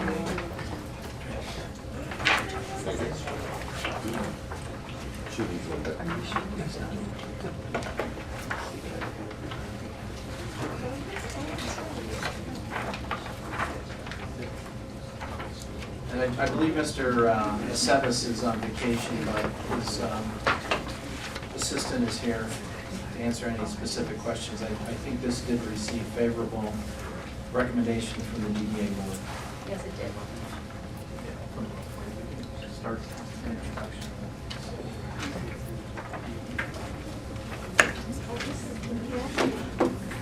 Good evening, everyone. My name is Brian Nager. I'm with the Cornerstone Plaza Shopping Center, and I get the pleasure of being up here again. So the last time we were here, we were discussing the driveway. Just a quick recap on that: the driveway's complete, and so far to date, we really haven't received any complaints. Things have been going well. I think the accessibility of the shopping center is much improved, and we haven't really seen any noticeable backups. And no problems with trucks were a problem before, but I don't think there's been any additional traffic on the road. So that's good news, and we're moving forward here. We are looking at doing the Kroger fuel here. As you know, most of the supermarkets and your Meijers and Walmarts have gone to the fuel stations. That's helped their customer retention through the point system and keeping their customers loyal, and for us, a huge savings on gas. So they've done this in most of their stores in Michigan. Don't quote me on the number of stores that Kroger now operates in Michigan. It's a little bit over 100. And I think they're around 80% on fuel locations. So it's become pretty standard practice, and you know, part of what we've done here throughout the history of the shopping center is tried to maintain this as a Class A center to provide a great shopping environment for the neighborhood, the community, and we've tried to do that over the years by maintaining this you know, as a Class A center, and you could see that by the way it looks, and you know, the tenant retention that we have and the quality of the tenants and such forth. So what we're doing here today is trying to keep the progression going on the center and keeping it viable. And like anything else in business, everything requires a little bit of change. So we're here as a natural progression of the shopping center to try to keep it up to date with the sort of keeping it with the times. So this is what we're proposing today, and you know, be happy to take questions and hear your feedback, and hear from, you know, everybody in the council as well as the community. So, Mr. Cruz? How many fuel pumps will potentially be there? as of right now, we proposed what is it, 6? 5. Five, look like five to me. Yeah. And is there anything else being sold on that portion of the? There is a small kiosk there. I think they operate and you know, they sell water and candy, gum, chips type thing. It's a small kiosk with one employee in there. Typically, they're going with eight pumps. So this is the layout that we came up with right now, which we think is good. If they come back to us and choose to go with 8, you know, I don't know if that's going to work or not with our parking and everything else. But what we've tried to do was place this thing in an area, and if you visit the shopping center, you'll notice that probably that corner and then the northeast corner of the property, those two corners are usually the least parked, just because they're the furthest away from the doors, the businesses. If you look on, if you go there any day of the week, or you look on a, let's say, Google Earth view, you'll see that the congregation of the parking is typically, you know, almost like a semicircle around the buildings there. So these are probably the least utilized areas of the shopping center, and that's why we chose to do it out there. It seems like that though is more congregated than the other corner of Mount Vernon. Is that not the case, or it's about the same? Well, I was worried about it, but like the bank and the credit union would be there, a little bit higher traffic than Right. CVS now. Right. Well, the other corner is probably even less than that in front of CVS. Unfortunately, CVS has, you know, restrictions in their lease with regards to building in front of them. So Kroger's sort of sightline is their build area, and that's already been accounted for with all the other tenants in there, including the bank. That was something that they knew going. Could be a possibility in the future, but good question. Mr. Barrywell? Is that a new entryway off of Greenfield? Yeah. You construct, so you will only be constructing one new entryway? Right, and I'm pretty sure, is that a right-in, right-out, Terry, or no? Is that just open right now? I don't think we haven't gotten that far. This is just very conceptual. We will request a traffic impact statement study to be done if this goes forward. Okay. So we're probably, that is MDOT? Or is that just a city It's the road commission for Oakland County. road commission? Okay. Yes. So The that's, purpose of this is just for informational purposes only? Yes, if I could, let me just clarify. Clarify Yeah. that, yeah. Oh. I thought I said in they're just here for discussion purposes only. And based on the comments, they'll go back to the drawing table before they officially submit. So they've still got, you know, to go through the whole process. And nothing And then is at said that to time, be nothing's binding binding, upon, right. because nothing officially has been submitted yet. This is just kind of get a temperature for where the, Right. where the council might be, And- right? And we would require a traffic impact statement study to be done to determine if the location for the cut, you know, drive-through is appropriate, whether it's right turn in, right turn out, and so forth. Now, I have mentioned before that we have 36 gas stations in our city for our 27 square miles. But in this particular case, the 36 section, which is the DDA, that square mile has no gas station servicing in Southfield proper.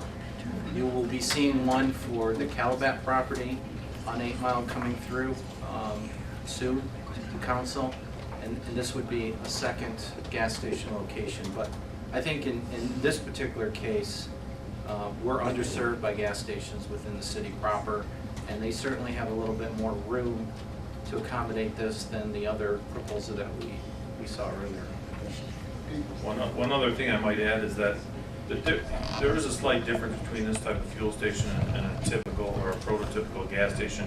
You don't have the, big enormous C-store or, auto repair shop and all that goes along with it. This is almost like a drive-up ATM, where you have only the pumps there and a small kiosk. So this is more of a extension of the store type thing. And Brian, don't you have to be a shopper? Yeah, so you punch in To take your advantage loyalty cards. And I would encourage you all to do that, because I did it just to try it out and, use my wife's card on there, and you get about $1.40 off your gas, and you're like, how does that happen? Yeah, the fuel points. So it's a loyalty sort of rewards program. I mean, I'm sure most of you are familiar with it. Although this is purely informational, and you're not representing Kroger, you represent No, DDA. no. Okay, I So- was gonna figure out what triggered. Right. There's a certain amount of traffic, Kroger, their matrix, certain amount of traffic in the store. Right. triggered a So fuel station. they're doing this at quite a few of their other locations, and the idea here is that, we would like to, present this and move it along so that, this facilitates them in their operation in the location. I think it's important, Brian, if you talk that you represent the whole center, and this anchor is important. Why don't you go through that scenario, how that anchor is important for drawing traffic to support your other tenants? Well, as you know, for this shopping center, Kroger and CVS would probably be considered our two anchors, and they've been pretty vital in the shopping center throughout the history of it. We built this in 1999, and they've been a solid anchor there. So we would like to, again, sort of change with the times, and business is changing, and different things are happening, and this happens to be an integral part of the business now, and it's something that we would like to present as an option for the tenant. So they've expressed interest, and we would be representing the shopping center and trying to get this done. We tried to do everything here over the years in the best taste, with the best design, and keeping all things in mind. Obviously, this thing could have been, littered with different outlots in front and on the sides, and we've tried to maintain that visibility. And this is a small outlot, so we tried to keep the architecture in line with the building. We used the same architect that we used originally, pretty well-known guy, and his name's Victor Soroki, so he's doing the design on it, and hopefully you guys will be pleased with that. Good. Just a footnote too on the parking, I was asked to kind of go over the parking. The site does have, and we're gonna get into more specifics, but the site does have 611 parking spaces. I don't know how much you guys have discussed. I know it's been a topic, the reduction of parking. We're trying to get rid of some of these parking lots to make them, less taxing on the storm sewer system. So we're trying to reduce this parking lot area. I know this is not, we're not building a park here, but we definitely are over-parked on the site. We currently have 611 parking spots. This prototype shows approximately 58 spots being eliminated. It's still impervious. Yes, but on the sides it's not, so I think we are, we might be eliminating, 15 or 20 of those spots and creating green space. So it's not just a total, pavement for pavement. So that's where we would be at, and we'll continue to study if that's the direction that everybody's comfortable with. Ms. Morris? Yeah, I was gonna ask if there had been a traffic study done. But in looking at the drawing, it looks as though you've got the fuel station bordered by some greenery, and it looks like it's one way in, one way out.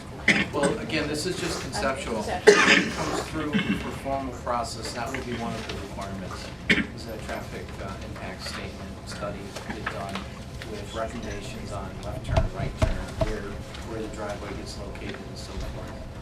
And they'll have to work with the road commission, local county to even see if they'll allow an additional curb cut. I'm sorry, who are you representing? Cornerstone Plaza. Yep, Brian Nager from Nature Companies.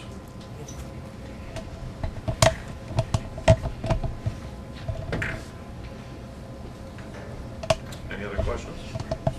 Terry, you want anything else? Is that it, Mr. Montalban? So this happens to be corporation coming. I drove by today around 4:30. And that specific corner actually had quite a number of cars there. Okay.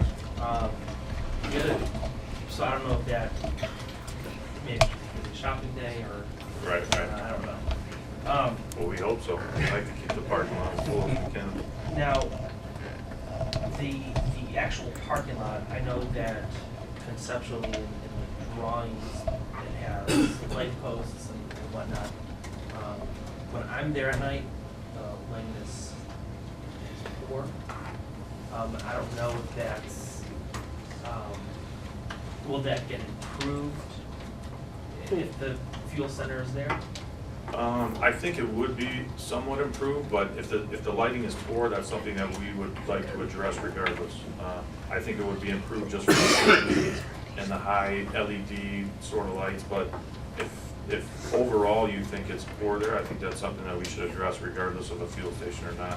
You want adequate lighting there, you want the site to be bright so everybody feels safe and secure, so that's something that I'll look into regardless. And would this start other renovations within the center, whether it's parking lot, the actual Kroger store itself? That I can't answer. For the shopping center, I can answer. Whether it's the interior of Kroger, I cannot. But, for the shopping center, we've done the parking lot actually in 2 phases over the last 3 years. So we did the south half of the Kroger lot first, and then we did the north half where CVS is second. So that parking lot has been, pretty much new for the last, within the last 3 years.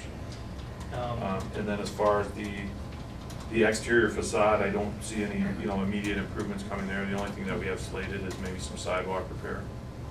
Now, what about because this would be, this fuel station would be, I guess, linked to Kroger. Mm-hmm. So I guess my question would be, does Kroger have a lease coming up? Are they there for another 10, 15 years? What would happen once Kroger leaves if this fuel station was put in place? Right. The Kroger is pretty much as a 25 more year type lease. So this is yeah.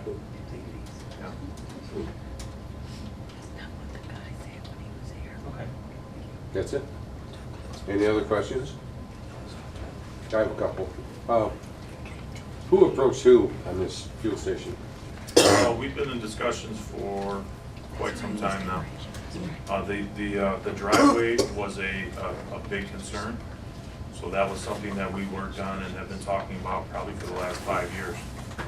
And that process has been going on for quite some time. So we discussed the fuel also, but we decided that let's try to do things step by step.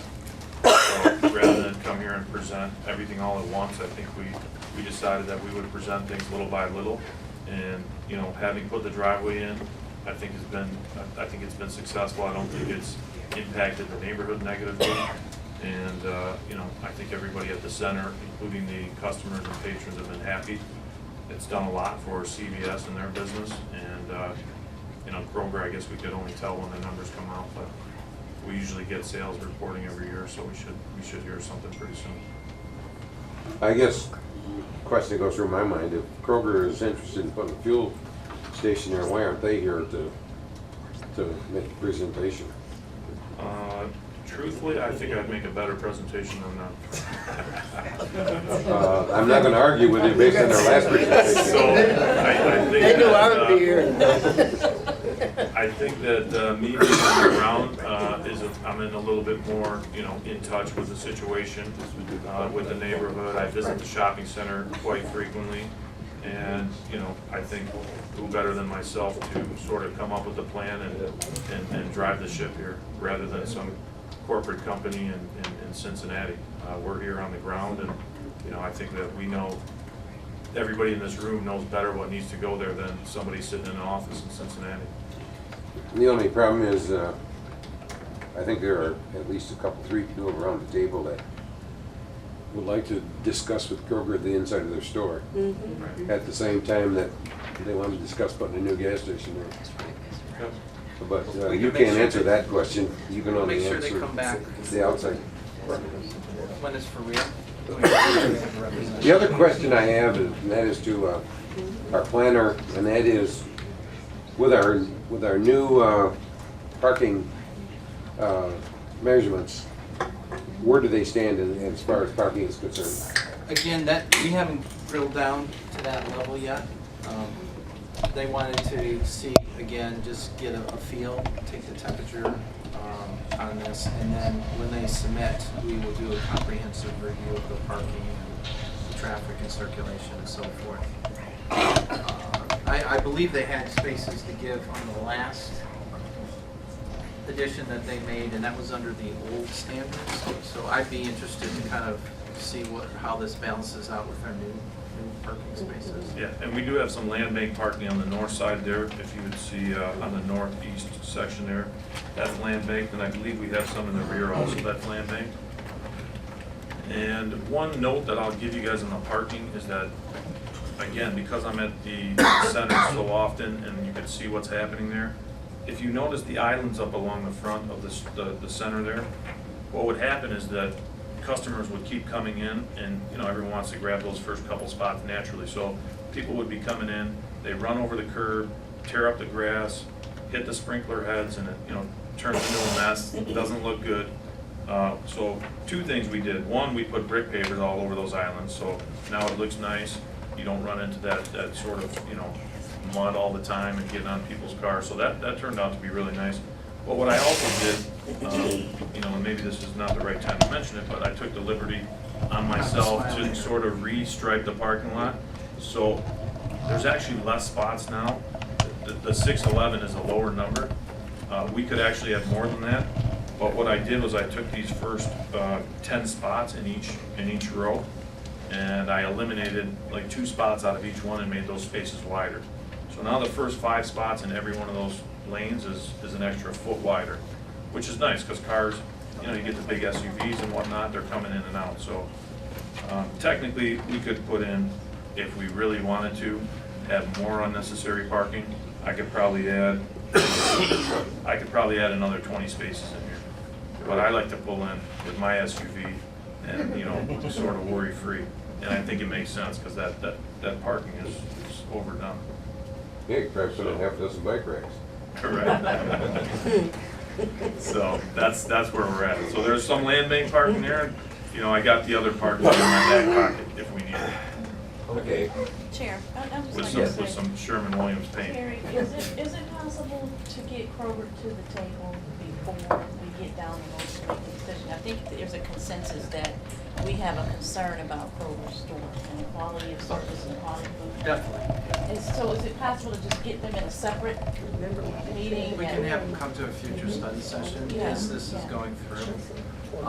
Just again, based on that particular individual who represented Kroger and the reception that he got, I think it was decided that, again, as the Nagers are here, they're the property owners, they're much more responsive. This first pass, they would just come without Kroger's, and then we'll arrange to have a future study session as it's going through the process, but before it gets to the end result. Mr. Gassi? Yeah, I'd just like to mention to you about that. It's hard on the owner of the center because Kroger is a mainstay there. There was an anchor that they depend on make the shopping center, work, both of them. And they know it, Kroger knows it, and that's why they're so obnoxious when they come in. And so, oh, yeah, nice, that's why they're so nice when they come in, I'm sorry. But anyways, you know, it's unfair to get on the owners of the thing, but that's what they do, and that's what we ran into on 12 Mile and Evergreen, the same thing. They come in and, you know, let's move on, we'll move on. That's right. It's their attitude. It's too bad, too, because a lot of the other ones are pretty nice to deal with. Okay, I don't know if you've got the flavor of the crowd, but it is what it is. So, Right. okay, Okay, all right. thank you, I appreciate your time. You can have this back. Yeah, I think we're gonna need these again. Yeah, you can use this. I know where you're at. Thank you, You're dead, that's it. I appreciate everybody's time. Oh, yeah. See how you back there. Thank you. No, I see. Oh, I have one.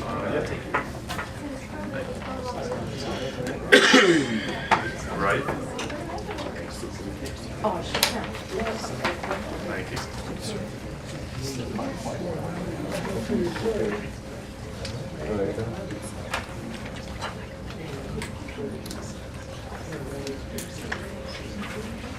The next item is the item we added, which is the Northland lighting. Excuse me, Pardon? did you add that before the? Should have got here when the meeting started. Setting up, so, okay.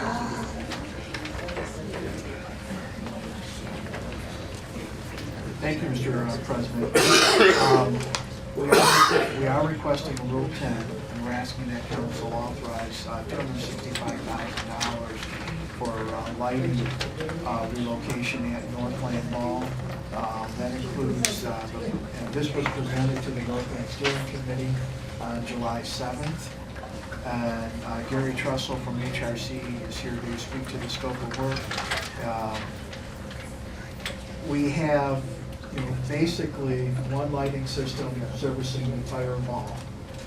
And this will allow us to start disconnecting the light box, the electrical from the power station for all the mall lighting. It'll allow us to provide lighting to JL Hudson Drive, which currently does not have lighting. And then have currently through the common area maintenance charges, the mall has been providing lighting for HAB. This will allow that disconnection to happen, and HAB will start covering their own costs for that installation, as well as the ongoing cost of lighting.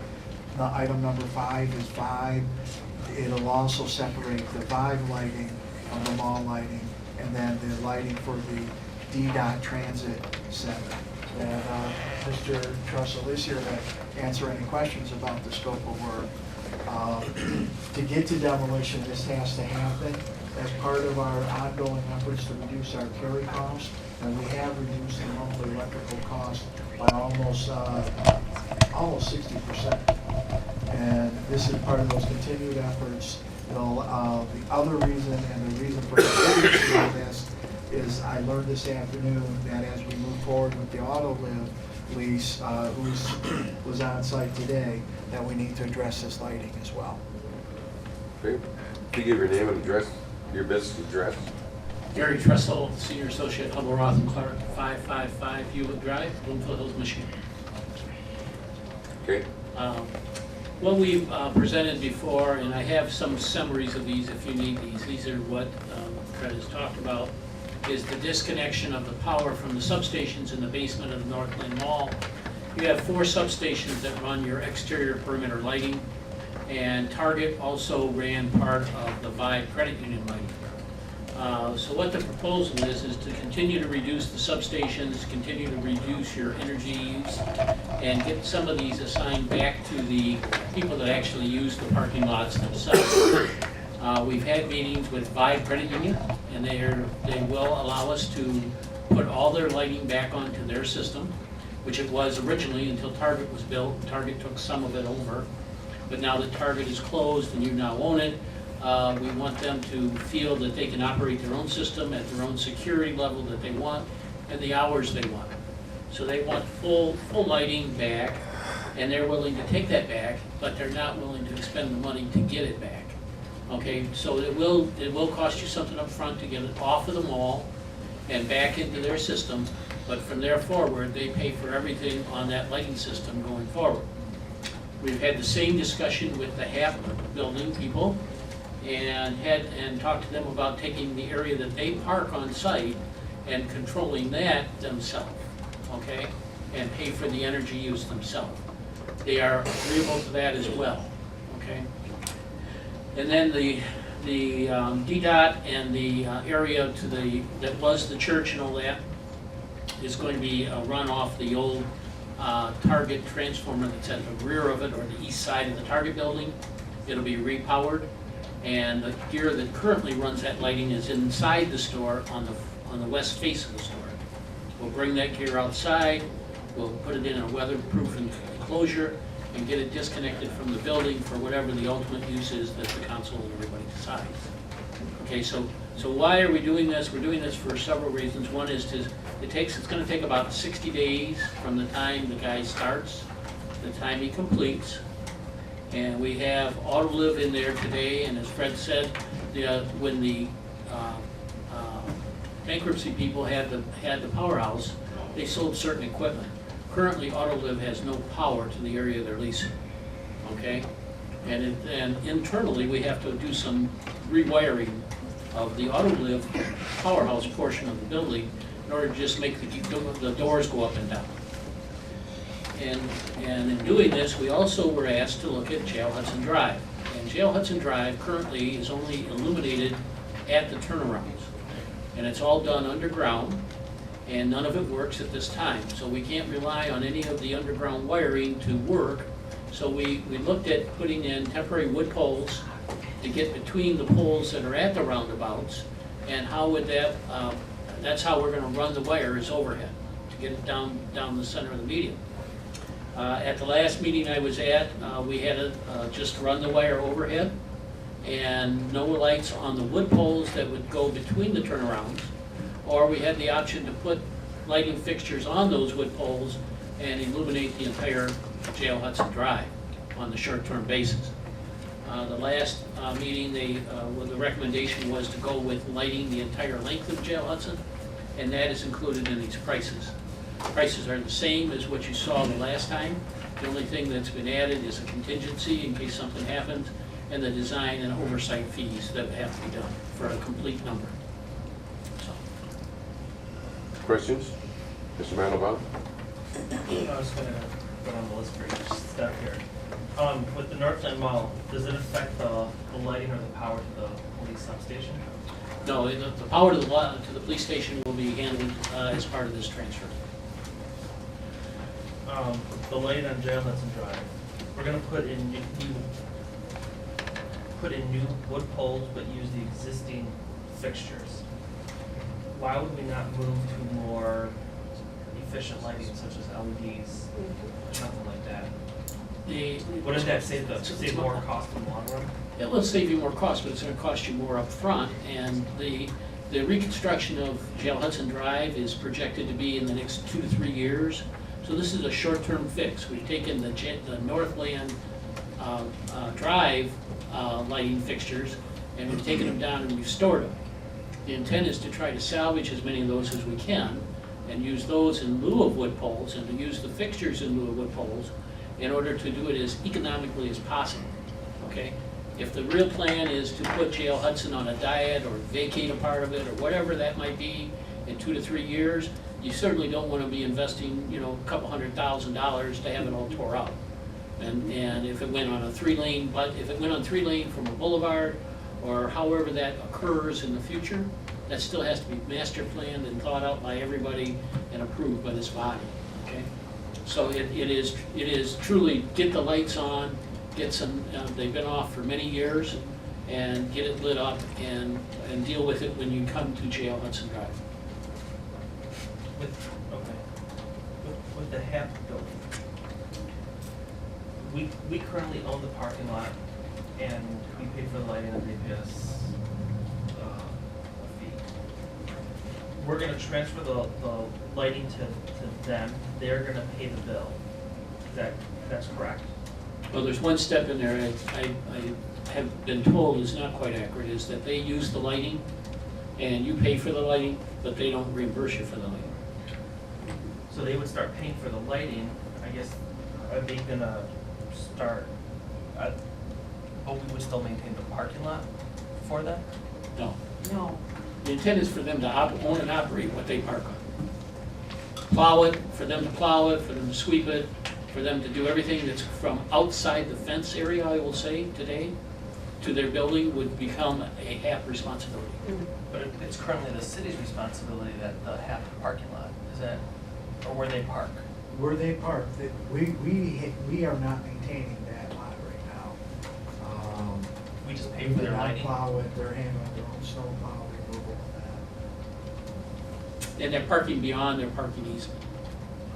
Because they have great occupancy, they have a lot of employees in there, and they need a little bit more parking than what the easement allows. Do we own the? The question is, do we own the parking lot? that. We own the parking lot. So that's the question he asked. So We can, there are a number of agreements in the Northland property regarding property maintenance and that we're still getting our hands around. This action here will correct and rectify. The mall is paying for their lighting. The lighting is now, will be rewired to their building and under their control. And as I understand it, they'll be paying for that lighting. The energy use will come through their meter for them to run their parking lot. Does the property remain ours? It will. is there a thought process to sell them the parking where they currently have? We need to continue a dialogue. We've shifted one expense, the lighting, getting them over.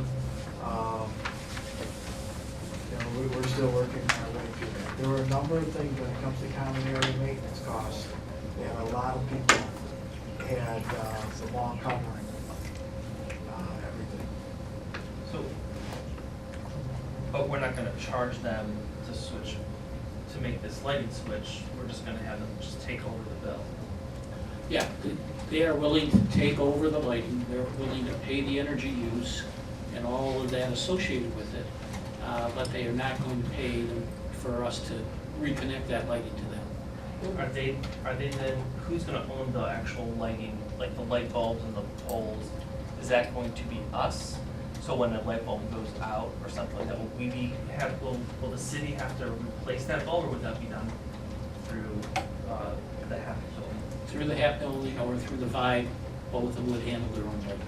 That was my question. Does DTE own the light poles? DTE does not. So then, going to the Vibe Credit Union, we approved their building on Evergreen. Do we know when that's gonna start, and is this gonna be just like a few months that we're gonna be doing all this work for the credit union? Through the chair, I could tell you that the previous owner had to vacate by August 1st. So I wouldn't be surprised in the next few weeks that we don't start seeing demolition on the site across the street. Our discussions with Vibe have said that they will be gone from this facility about July of 2017. So they will still own their building, and they will at least be able to, whoever buys that, will not have to go through Target for their lighting. It'll makes their asset a better asset. We don't have the expense anymore. Okay. Now, the last question I have, I believe, when we did the deal with Autoliv, wouldn't there have been some due diligence about the electrical power? Why is it only coming up now that they don't have their own switches or? Yeah, I wasn't a part of those discussions with Autoliv, but I can tell you that in entering the building and in looking at the electrical gear, there was more taken from that building as part of the chiller removals than what should have been, okay? And what was returned to that building when it was discovered was really much less quality than what it was, what you had before. The transformer that's in there now is an old rusted transformer, and the other one was an inside transformer that had no deterioration. The wires that were inside the conduit were stripped and sold for salvage. And right now, there's no power to get from the transformer and the primary switch to the west end of the powerhouse building. There's no way to run a light or to raise a garage door. But that wasn't discovered when Autoliv wanted to move into the property? I'm not part of that discussion. Autoliv knew the condition of the building. I think that they're just happening concurrently. We have the Autoliv team in there. They're gonna be spending some money to get the garage part where they can open and close those doors. We've met with the building department. We're working our way through those issues. So shouldn't they also contribute to some of these costs, or is that part of the? We were heading towards demolition. These are our expenses to bear, regardless of what happened. And, you know, to get the demolition, we would have to address the lighting for HAM as well as vibe. And then, when you look at this, you know, you tear them all down, we have a central power facility servicing all of these other sites. These were all things we were gonna have to address. Addressing them now, we're trying to figure out, we're responding to some of the issues regarding lighting on JL Hudson Drive. Can we better illuminate the drive? The HAP situation, we need to get them so they have control over their lighting. Same thing with Vibe. The Autoliv thing is we're gonna have people in there working on that wire. I can add a little bit. I did meet with Autoliv today, along with their construction company that will be working on it. And they do realize that there is not power to that facility. They are looking at different options. And they are willing to financially support the renovation of the space that they're planning on using. So either through reimbursement, through things that we are expending, or they'll be contributing to that, the renovation of the space. So perhaps they would reimburse the city for part of the work that if they're gonna pay for this right now, so. Okay. Thank you. Mr. Gussie? No, I'm gonna hold my comments, I'll talk to Fred.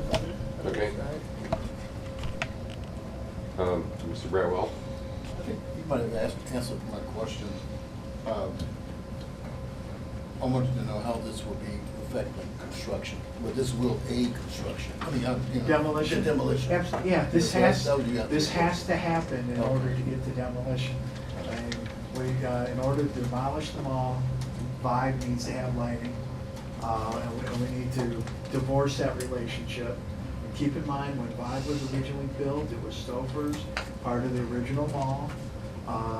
The HAP building, I don't know the full history, how that ended up, but the mall at one time, you know, they owned the parking lot, they illuminated it. There was never a common area maintenance charge for the parking, which I find unusual. This rectifies that situation. And potentially, I'm assuming demolition could be a 24-hour operation, right? Potentially, you would need lighting, what's going on. But that's all. All the buildings around the mall, Firestone, all of those HAP, they were all Stouffer's, they were all part of the mall, including Jail Hudson Drive, okay, when it was built. They started to be divorced and getting their own parcels and that, but the actual utilities didn't get separated as a part of that, to stand on their own. Okay, Ms. Morse, did you get your questions answered? Yes. Okay. Any other questions? Mr. Cruz? Just real quick, how much, so after this is done, how much are we saving on our carry cost moving forward? When we approximately? acquired this build, the Northland Mall, we had estimated our monthly carry cost to be $50,000-$60,000. We have clearly cut those 50% plus. Electricity, we had bills as high as $35,000 a month, and we're coming in around 14. 12 to 14. 12 to 14. We do, so we continue to just dwindle away, but it's taken a huge amount. How many transformers do we have? Well, you had 9 substations in the mall, and you had 4 in Macy's, and now you're down to 7 working stations, 2 of which have to stay working, okay, to run a stormwater pump station and the sanitary pump station. And that's the goal, is to get these to that point. We continue to work at it, we reduced our security costs, we really tightened that down. Is there any internal lighting in the mall? There's not. I mean, there are switches that can be turned on today that could operate it. As we move forward and we shut these substations down, the only way to get lighting back would be to reactivate the substation, Say in the Penny's building? say in the Penny's building, yeah. Let me comment, because we get a lot of requests, people want to do this at the mall, and some of them are, they sound like neat things in that, but the cost to us to going in and re-energizing these things, we're politely turning folks down, saying, to re-energize these substations, it's not as simple as hitting a few circuit breakers. It's major dollars to make that happen. We're consistently, I think every other week we turn something down. And the electrical contractors that do this are not the ones that would come to your house and put in a new meter. These are primary electrical customer or contractors. They're the Harlans, they're those type of people of the world.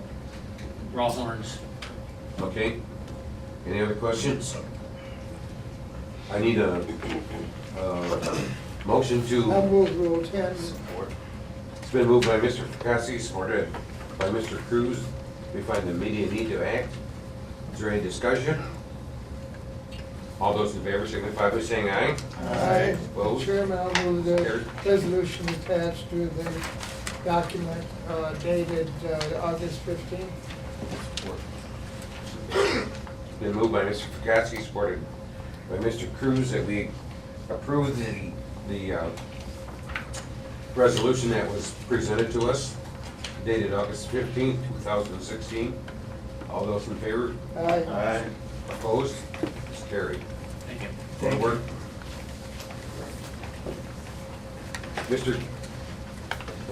Mr. Crowd, you're on.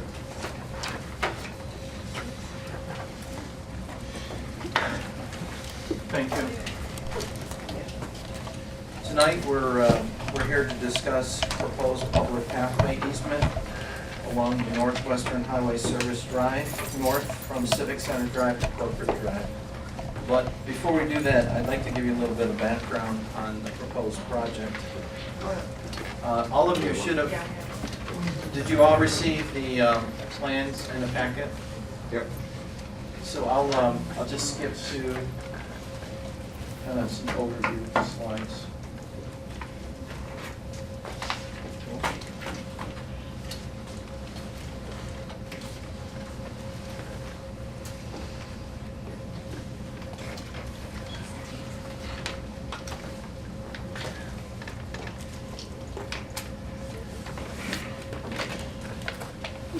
For the last several years, the city center has been working on closing the gaps in our sidewalk pathway system. 5 years ago, we had no sidewalks at all along the 3 sides of the property across the street. So there was a gap on Central Park Boulevard, there was a gap on Civic Center, there was a gap on Evergreen Road. As you may recall, when Civic Center was resurfaced, the city center partnered with the city and put up funding to put in decorative crosswalks at the Civic Center and Central Park Boulevard intersection, as well as sidewalk infill along Civic Center and Central Park Boulevard on the east side going north where the gap was. When Evergreen Road was installed, City Center partnered by contributing $100,000 towards the MDOT enhancement grant, and we were able to complete the gaps in the system on the west side of Evergreen Road, north of Civic Center, as well as increasing the 5-foot sidewalk on the east side from Fillmore all the way up to the I-696 service drive with a 10-foot wide bike path. We have layered in pedestrian wayfinding along Evergreen Road as part of the project. Phase 2 of the wayfinding system was installed earlier in the spring along Civic Center on the south side from Evergreen to Northwestern Highway.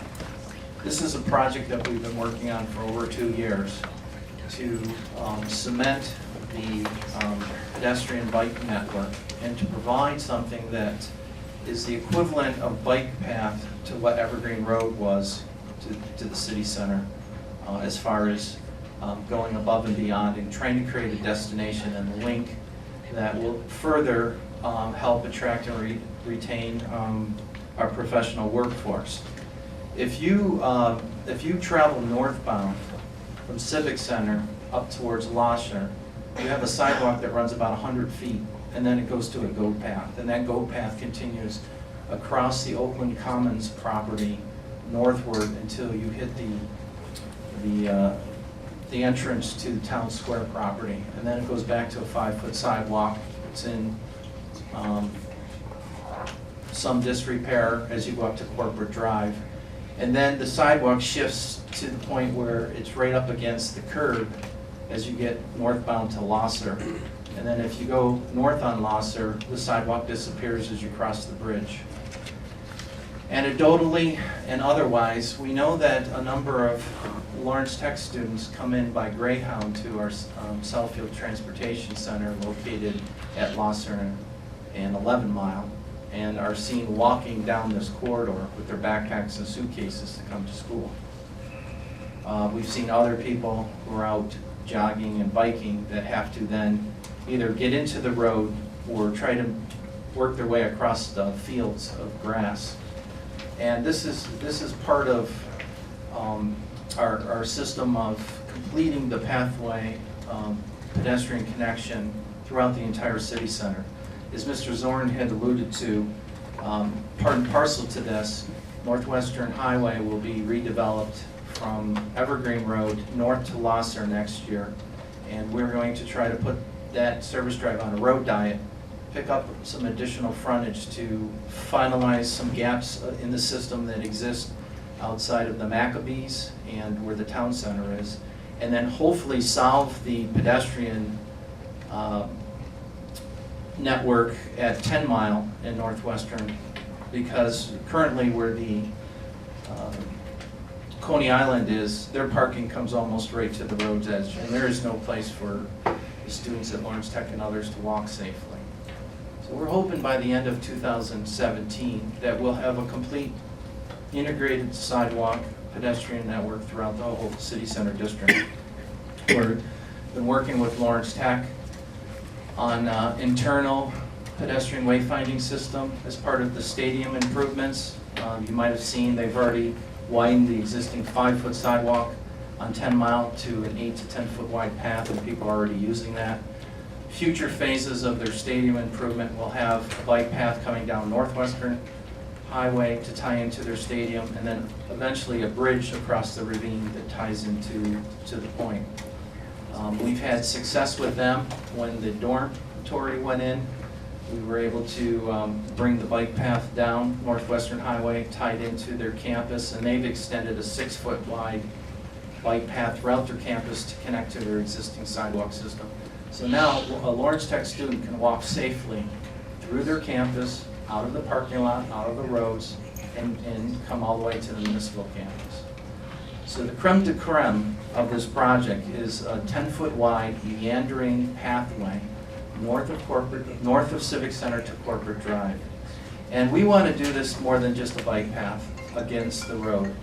We are seeking a 30-foot wide permanent easement with 2 major property owners, Farbman and Redico. And we're asking for an additional 5-foot construction easements so we can install this pathway system. And here is the bridge at Civic Center in Northwestern. This shows the meandering 10-foot wide bike path up to the entrance of Town Square and then across their property, and then links into a 5-foot sidewalk system. Eventually we'll come up Corporate Drive, fill in the gaps here, across the highway to 11 Mile, and then 11 Mile to the Southfield Transit Center. We felt that this system was much more safer than trying to bring people up Blosser, across the bridges and the on-ramps and off-ramps and across here. We will have a complete sidewalk system all the way up to Blosser to service these tenants here. And then there's a system that works all the way back and across Evergreen Road. This is just showing that part of the comfort level to encourage people is to get this pathway as far away from the curb and where cars are as possible. And that's why we're seeking the 30-foot easement. So here it is, an aerial view of what it would look like. And to encourage the use, we have incorporated pedestrian amenities, wayfinding signage, art, and natural features, historic interpretive panels. Everything that has been incorporated into Evergreen Road, we want to incorporate into this project. And benches, trash receptacles. And what we'd like to do is to use art and other amenities to create a series of outdoor rooms so that you are going through sequentially different spaces throughout the pathway system.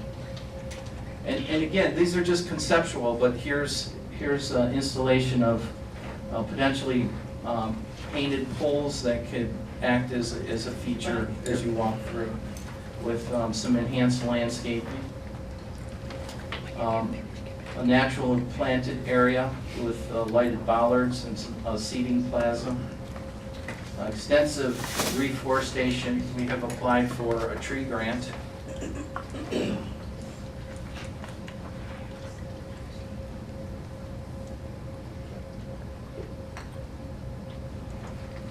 And then, if you could give me a minute or two, I actually have a little 58-second video that shows in 3D how someone would go through this space. If you can give me a minute, pull that up.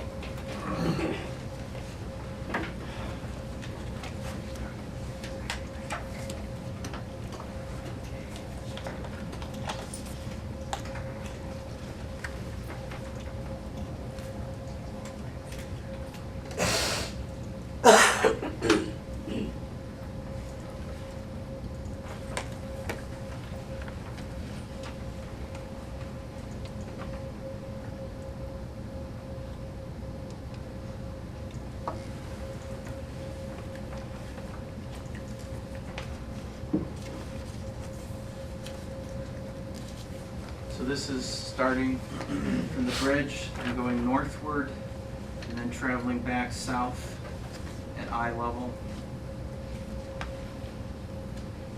along the proposed pathway with a series of outdoor spaces for pedestrians that the adjacent property owners can tap into. This is one of the art installations.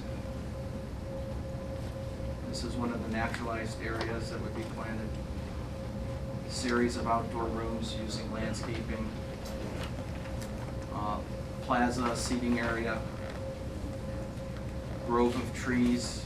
We have a depressed natural area, and then it brings us back to where currently Oakwood Commons has their cubed, the former Bendex site. And we've been careful to make sure that this is designed within the required landscape setback areas, so there's no taking for any future development. Should there be, parking is required to be at least 50-foot setback of the required 75 feet. So this is all within the landscape buffer that these property owners would have to maintain.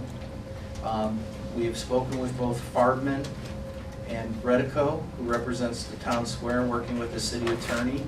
And we have the language worked out to be about 99%. We'd like to bring it back to council under consent item to accept the easements. And once we have your blessing, the city center will put this project out to bid. They have funded the first phase of the project, and I'd like to, if we get reasonable bids, get it under construction this year, get the infrastructure in place. We already have funding for the signage and some of the pedestrian amenities.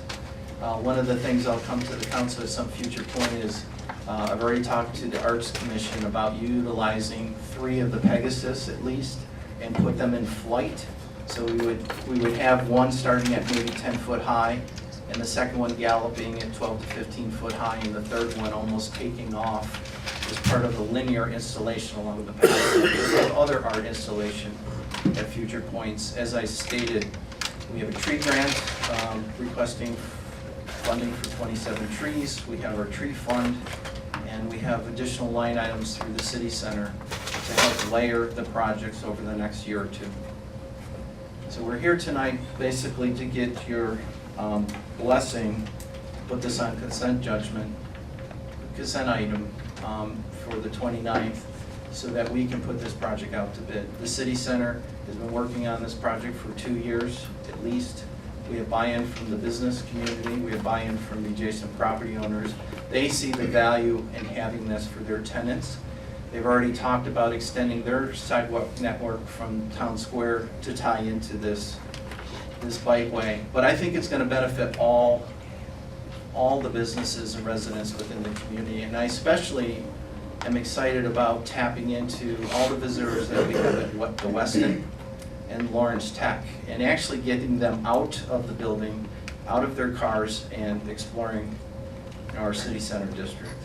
And we think that this could be a catalyst to our entire sidewalk network system. And I think we gave some more background in the plan that we provided to you this weekend to show you the analysis of how this could spawn additional pathways on private property. And with that, I'd be happy to answer any questions that you may have. Mr. Grassi? Yeah, Terry, that goes way back to 1991. When the first city center plan was proposed. And we were doing a pedestrian walkway and access back then. And I say that only because I think this is great, but let me start out by saying that. But, how do we encourage people from looking at this as a park as opposed to building it up to be what it originally was? Like you have an urban grate within this system, and then you have, according to the conceptual plan, you got walkways and drives and everything going all over the place, but you don't have a grid system to make it develop into a village or a city or whatever this area is gonna be. And I'm just very concerned that we're looking at this and putting it on a back burner, what we eventually want this thing to be. And if you put in the bikes and walkways and all that, is it going to stop someone from developing the land, and then you'd have to change all this? I mean, if you spend time and money and effort into putting in all these sidewalks and walkways and things like that, what are we gonna get as far as development, and where are we gonna get it? As you know, I was very upset that Redico put that parking lot, spent all that money with that parking lot, and you see what he's doing up north of us, and he's really blowing that thing away. It just, all the plans, I've seen the plans to that, and it is great what he's doing up there. Why is it that they haven't looked at their development? I mean, they lost Morton's, and so they know that they must have had to do more than just have an office building with a restaurant in the basement or in the main floor. You know what I mean? You need more than that. And it seems like Sosnick, when he was living, he said it was cheaper to put parking lots than it was to put parking decks. And so they wasted a lot of land putting in these parking lots, which Redico expanded on, so he could service his buildings. But at the same time, it takes away from density growth of commercial that has a tendency to look at that and say, there's a piece of land there, I'd like to buy it. Well, they've already eliminated a prime piece of land on Civic Center Drive by putting in a parking lot again. And And I guess I really would like to see something happen that would either, like putting in a grid system that would make developers come in. I mean, we'd have to put in the streets for it, and people would come in and build a building there. It was really funny if you look at the old plans, you know, what Santa's done down the street is actually what was proposed in 1991, you know, but this thing took off and you don't see it taking off. And I just don't want to give up on the fact that, you know, I'm really opposed to the Hamilton-Anderson thing. I mean, I don't think that on 9 acre city is going to build a parking deck to put in a supermarket. I mean, that's insane, you know, and that's my opinion. But, I mean, you could see nice towns in there. I mean, that's like that. You know, you don't, I mean, it's like they, you know, got Gibbs come in and say, oh, you can have so many square feet of this and so many square feet of that. In the meantime, you know, what's really going on now is you know, Troy's building five hotels, Farmington Hills got 4 hotels, Livonia's got 2, Dearborn's building a couple more. And they're not doing it because they're stupid, it's because they see the vitality coming to Detroit and what they're doing there, and they're gonna benefit from it. When you come into Detroit, you're gonna go out to Somerset, stay at a hotel, and we're just gonna lose that traffic. And we're closer, you know, we're 37 miles round trip, I just figured it out. 37 miles round trip to go to Detroit, downtown Detroit from Southfield. 32. 37. Anyways. I do it daily. You got a faster car than I am. But anyway. But anyways, that's what I'm really worried about, is that we, you know, people start saying, oh, that's a nice park, it's a you know, park, Southfield's park, instead of being a development. And I don't know, it's my opinion, but, you know, we're losing, and every time we get another little store opening up over here, it takes away from what would go into this development. And you keep seeing it come. There's only gonna be so many, you know, like Macy's, you were talking the other day, they're closing 100 Macy's, right? Well, you know, that eliminates the amount of people you can have filling commercial space. And so, and that, you know, that keeps diminishing because of the internet. So when you build today, you gotta be, you know, seeing what are you gonna get and what fits and what can hang on. This could be a challenge for our economic development. Yeah. Folks to find buyers. Well, I'm for that. hoping Hamilton-Anderson does something, Yeah, find go buyers away for or that. something, but, yeah, I mean, yeah, but, you know, Gibbs was talking about how many square feet of this and how many square feet of this you can have, but I just think that you can have events on this site, and that could help business people in that area across the street immensely. If you had more events, you'd have more people, and you're gonna get users if they can make money. If they're not gonna make money, they're not gonna come.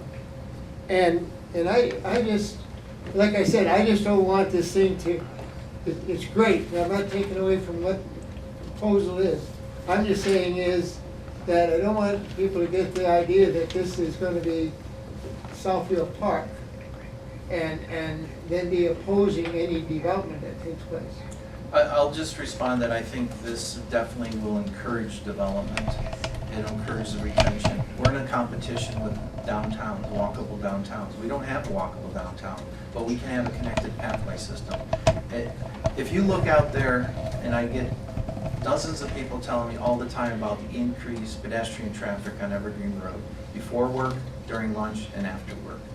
And we have to continue extending our network. This is a major corridor, Northwestern Highway. Those businesses who have been contributing into the district have been very patient and been willing to see the value of why we're doing Evergreen Road and Civic Center. Now we have to capitalize on those businesses on Northwestern Highway, as well as the expansion of Lawrence Tech. Part of the reason I firmly believe that they supported an increase from 2 cents a square foot to 3, 4, and 5, the first one in 15 years, is they're seeing the value of the reinvestment in the capital improvements, the special programming, and the marketing that we've been doing. Next year, we'll be coming to the council for a renewal of the special assessment district. And our plan has been for the last 3 years to extend the district and to ask for a 5-year renewal as opposed to coming every 3 years and capping it at 5 cents. When Durr Corporation moved in, they were very interested in what was happening with the city center, and they want to be able to connect into the city center. Our marketing of the former Eaton Corp building, some of the businesses all the way up to Losser are already benefiting from some of the things that we're doing. We want to continue to extend. And as I said, that this has been designed very carefully so it won't impede in any future development, whether it be building development or parking, because it's within the required setback area. This will be private property. We will just maintain an easement to go in there and make major repairs. Both property owners have agreed to do routine maintenance, snow plowing, grass cutting, litter, pickup, and so forth. We would just retain the right to construct the property, and then should there be damage or should there be some liability, we could go in on the parcels and get it corrected. We already have similar types of easement agreements for the benches and trash receptacles that encroach on private property, or the wayfinding sign, but this is much more extensive. And we're hoping that the council will see the benefit of this project. We spent a lot of time in the design and implementation and getting the buy-in from the property owners. And I wouldn't be surprised that we don't see some potential growth at Town Square because of it. Yeah, but let me just say this to you too. You know, you can go 2 cents, 3 cents, you know, I mean, I'm a realist. You come in there and got 40% off on the values, you know, and you actually get 2 or 3 cents. I mean, business people are used to paying for locations, and they pay the money and they build the places that they expect to pay. You know, it's you know, to buy a bench and to buy a tree and all that, that's great, you know, but at the same time, you're saying to see the appeals that are coming in, you know, you match it to what they're giving, it doesn't make even nothing. I mean, they should be paying, you know, you go to Detroit, you're paying the income tax, you're paying 83 mills, you're paying for parking, you're paying for all this stuff. You know, I mean, if they want to go somewhere, they're going to go. And what I'm trying to make this be is a place where somebody wants to go and build something that we can expand our economic base to provide more than just a walkway and a bike path and that. I don't disagree with you at all on that. Where you know, you walk down that street, where are you going to run? To Dunkin' Donuts? I mean, that place over there, 11 Washington Road. You know, if you go to Detroit, you got Riverwalk, you're going to walk to restaurants, you're going to walk out of your building. I mean, Michael knows, he's down there all the time. There's always places, all the little eateries are all filled at lunchtime to 3 o'clock. And I was down there all the time. And I just see, you know, that you've got to create an atmosphere of development. And I don't have an answer. I really don't have an answer. Well, I think all the things that we're doing with the master plan across the street, this is an important project. You're absolutely right. We don't have the riverfront. We don't have a big lake, and we don't have a downtown. So what we can do is, what we control is what's in the public realm and what the infrastructure improvements that we can do to make it more pedestrian friendly. We're constantly hearing our, you know, the attraction retention is really important. Ms. Freeman can chime in. Those are the things that these young professionals are looking for. And so, yes, maybe someone's not going to walk all the way up to the Dunkin' Donut, but they can be a 3 mile. Used to be a drainage river coming right through and across Civic Center Drive. It goes through Lawrence Tech, and we buried it in a big cave down below. It's bigger than 2 semis right down there. And you know, everybody's talking about water brings people to sit and to get together or whatever. And, you know, we could have had, it goes from the corner of 11 Mile Road and Evergreen, it goes all the way kitty corner over here to Right. where, And that's part of our plan, is to daylight that sometime in the future, similar to what Kalamazoo did in their downtown, where it was underground parking behind the main street. Yeah, but see, That's no- multi-millions of dollars of, that it's gonna take to do that. So we're focusing on, I wouldn't call this a low-hanging fruit, because I think we've already done a lot of low-hanging fruit. We've spent close to $300,000 doing the bus stop improvements, doing the pedestrian amenities, the benches, the trusses. This is the next step up on the capital improvements. And someday, I hope that we can daylight that creek, because I think that would be another great amenity. But when we did the initial costing out, that was multi-millions of dollars that we just don't have at this time. I haven't given up on it. I thought you had a great idea, and we've got it incorporated in our plans. But the grid system is what's gonna bring business in. And only the city can build a grid system that would, we have blocks where you have corners, and you can get a Starbucks in there, and you don't have to worry that that's the only place we ever put a Starbucks is one corner and the other area. It's, you know what I mean? It doesn't make sense. You got to have 7 places for a Starbucks. You know, that, you have 20 places for a nice eatery, or a place where you can hang out, or LTU. I mean, it's I had a restaurant that came out of Northwest, I had all the LTU over there constantly.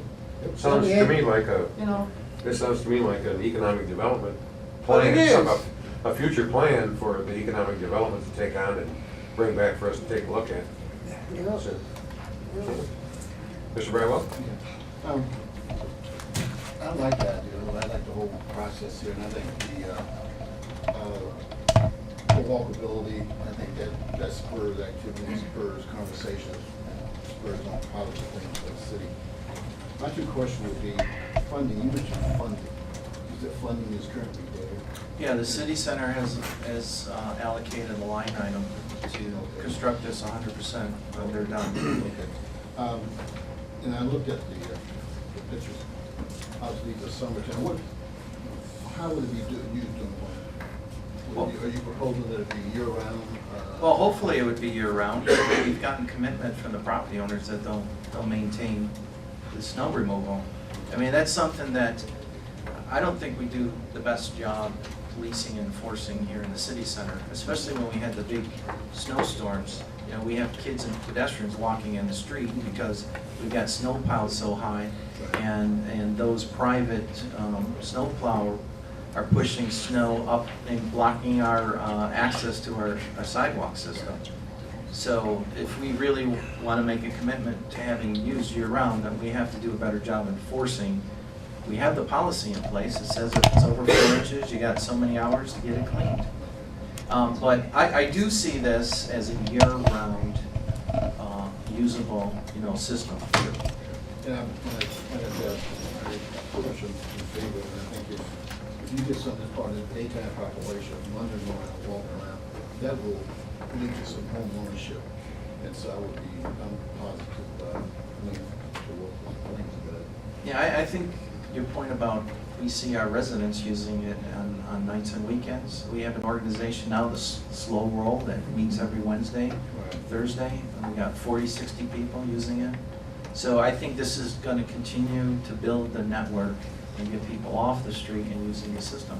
We will now be able to, when we registered to be a walkable community, we failed because we didn't have linked systems. And what we want to do is create 1 mile, 2 mile, 3 mile loops on a database that someone coming in for the Westin wants to go out and do a 5 mile jog, or they just want to go out and walk, or hopefully they want to come over and go to the new sushi store down the street. Sure. And so forth, so. Ms. Meggs? Are we gonna get bicycles that we can rent? Well, we are working with Lawrence Tech on getting them bike certified as a university. And part of that plan would be having some bikes that are, they already have 4 or 5 bikes that students can go to their student union and use. But what we need to have is a couple depositories here at the municipal campus, and maybe in another location where, hey, you might not have 20 minutes to walk and grab a sandwich, but you can get on a bike and get over here in 3 or 4 minutes, grab a sandwich and go back. So that's all part of the long-term plan. But as I said, if you don't have the infrastructure in place, if you don't even have the basic pathway in place, how can you expect people to ride bikes? And I know I get a lot of ribbing about the bike racks, but if you don't have that infrastructure in place, where are people supposed to securely, lock their bikes? And the more of the networking that we have, and then, we have looked at the systems like Detroit and New York and Boston where you can have a swipe card and use it. That's what I mean. Yeah, but that, Actual bicycles, rent the bicycles Yeah. and return it back. but there are some, they go to about $5,000 a bike to operate, and you need a minimum number, because you gotta think about, there's gotta be bike repair, there's gotta be a credit card system, you gotta have a locking system. So we've already done some preliminary investigations, but it doesn't make sense to put in 20,000 and get 4 bikes. And then every station that you have is a multiplier. So you need either a big sponsor or you have to have a big network. And we keep failing from Lawrence Tech.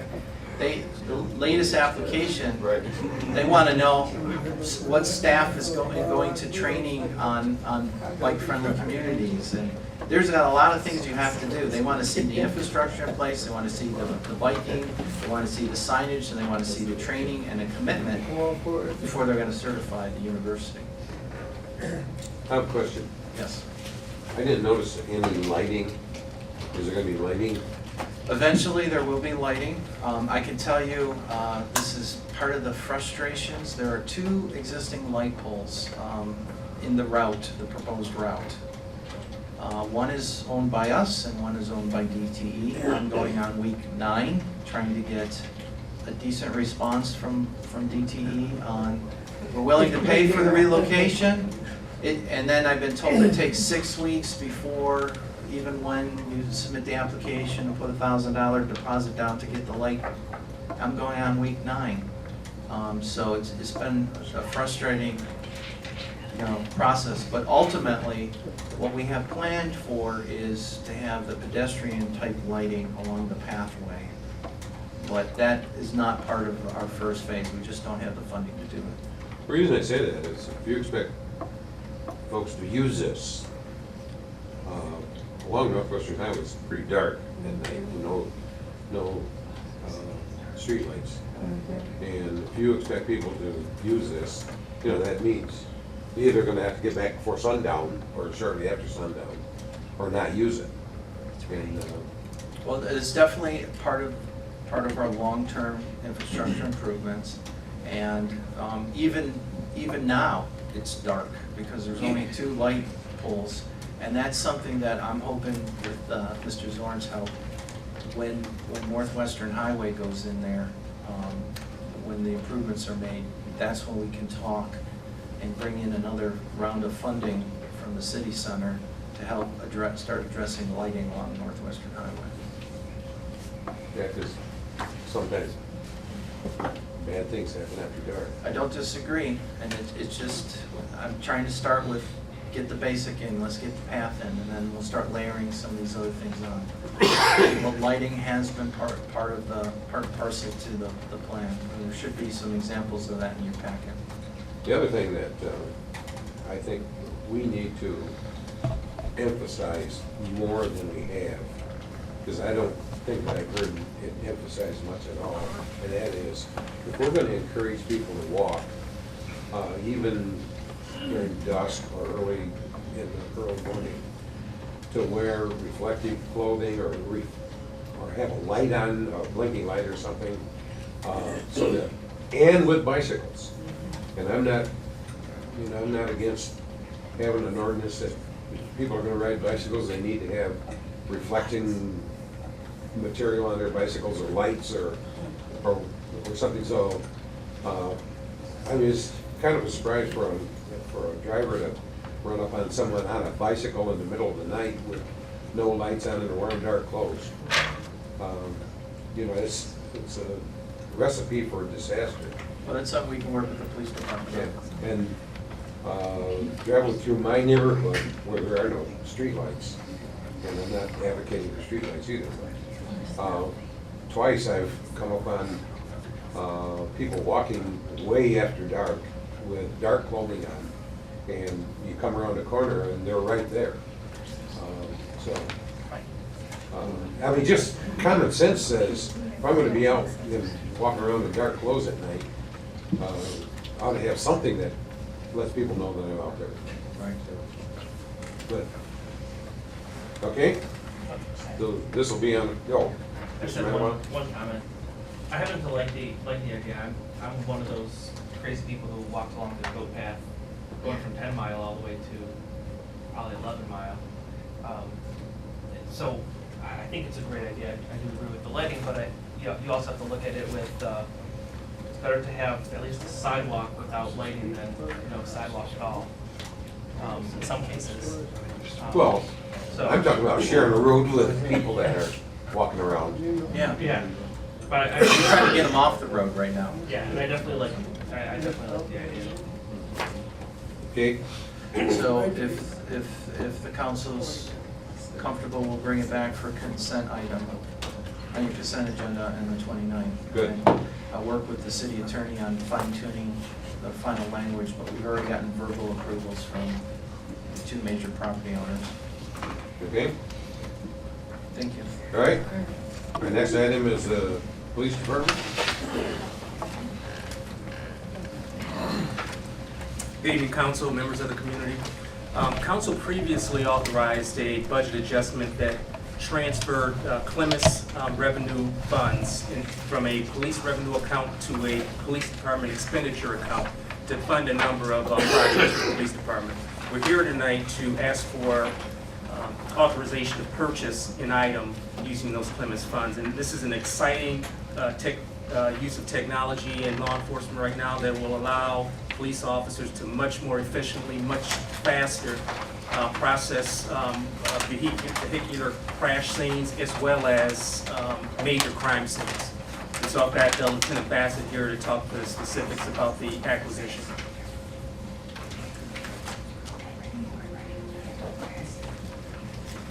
So we're here before you tonight to discuss the Faro Focus Laser Scanner.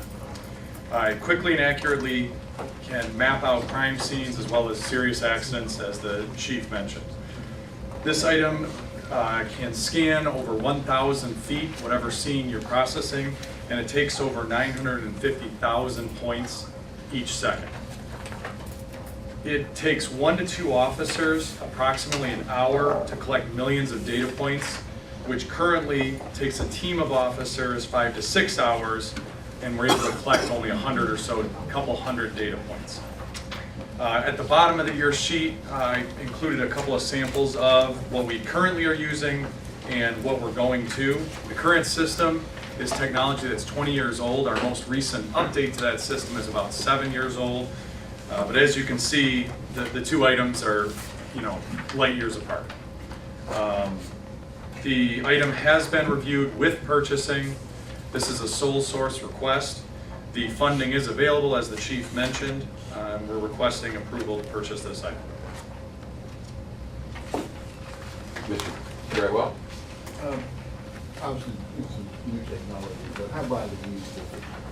Throughout the country, it's what all of law enforcement is going to, because obviously, as you can see, it's extremely manpower intensive. The previous system and the product is not even comparable. So what you'll see is across the country, a lot of law enforcement agencies are going to this.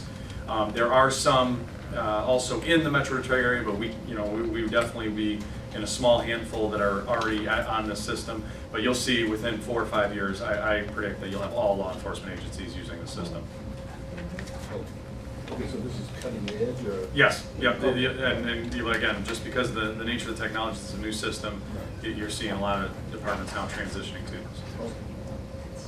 Ms. Morris? In the example, is this the same image?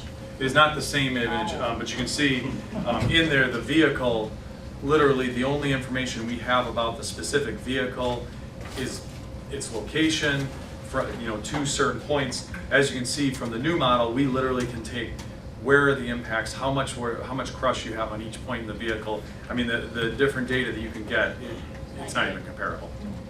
I'm in support. Any other questions? Okay, we'll see you next, on the 29th. Thank you very much. Okay. That'll be an exception. Yeah. All right, next item is the budget adjustment for cable TV. Yes, Mr. President, we're requesting to move this item forward to the August 29th regular council meeting. If you would recall, in December 2014, council approved part one of the two-step process in upgrading cable and television to functional digital production studio. The second part of this process, which we're focusing on now, includes spending $380,000 for upgrades to the council chamber, the Southfield Library, the Southfield Pavilion, and the replacement of cable equipment that is old and failing. The budget, the estimated cost of this work is $380,000. We're requesting authority to carry these monies into the budget that was adopted starting July 1 of 2016 to 2030. We did discuss this item at the last finance committee on Friday as well. All of the items will go through a competitive bid situation, and prior to the funds being expended, will be brought back to council for approval. Did you say 2016 to 2030? 2016 to 2017. That's what I said. Question. Mr. Perkowski. How much is being spent in the library? Are they picking up that fee? I don't have that breakdown, but I can have it for you on the 29th. We do have cost estimates. Are they gonna pick up the fee? Are they gonna pay for it? It was anticipated originally that cable would be helping out to update the conference room and the auditorium. And then let us choose the auditorium and the meeting room to at Yes, least sir. rent it out to corporations. If we give them that exposure. We can certainly work on that. That is a topic of discussion, is to make that. They don't need it if they're not gonna have corporations who use it, make use of it. The administration would like to see the library more readily available, both the auditorium and the meeting room for the general public in particular. Some of our, their standing policy right now is nonprofits only.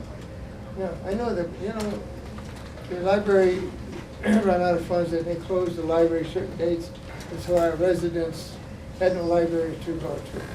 So you sometimes have to make money to appease and make our community benefit by having longer hours. I mean, that's the whole purpose is the big giant, is to get kids and people into that library and not cut hours. So this would help their budget. That's what they should be doing. Okay. I agree. All right. Any other questions? Mr. Malaban? What upgrades are we talking about? Is it just equipment, or is it specific equipment? For example, in the council auditorium would be better sound equipment, new microphones, such. In the library, it would be new microphones, a better monitor system, projection type device in the auditorium room. There's money for a new studio downstairs to improve that.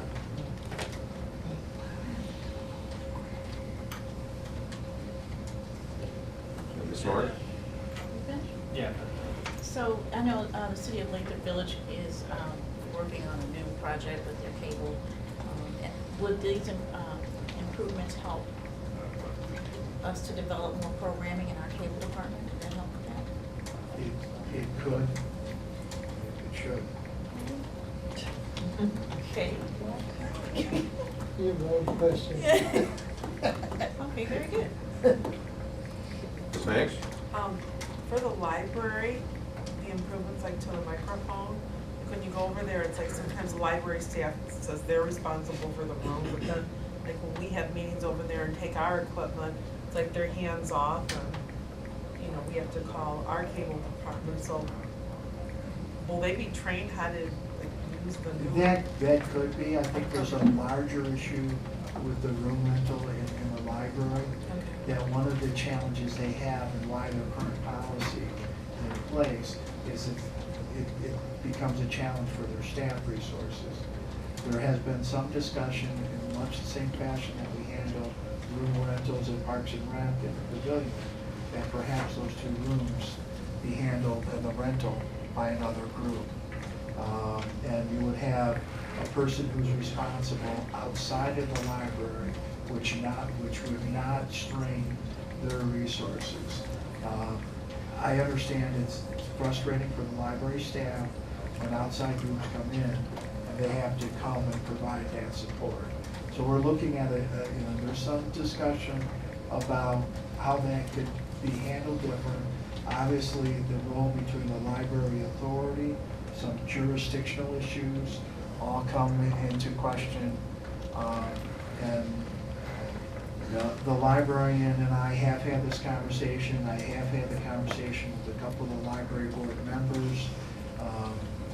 Currently, the pavilion rental and the other room rentals are handled through Parks and Rec.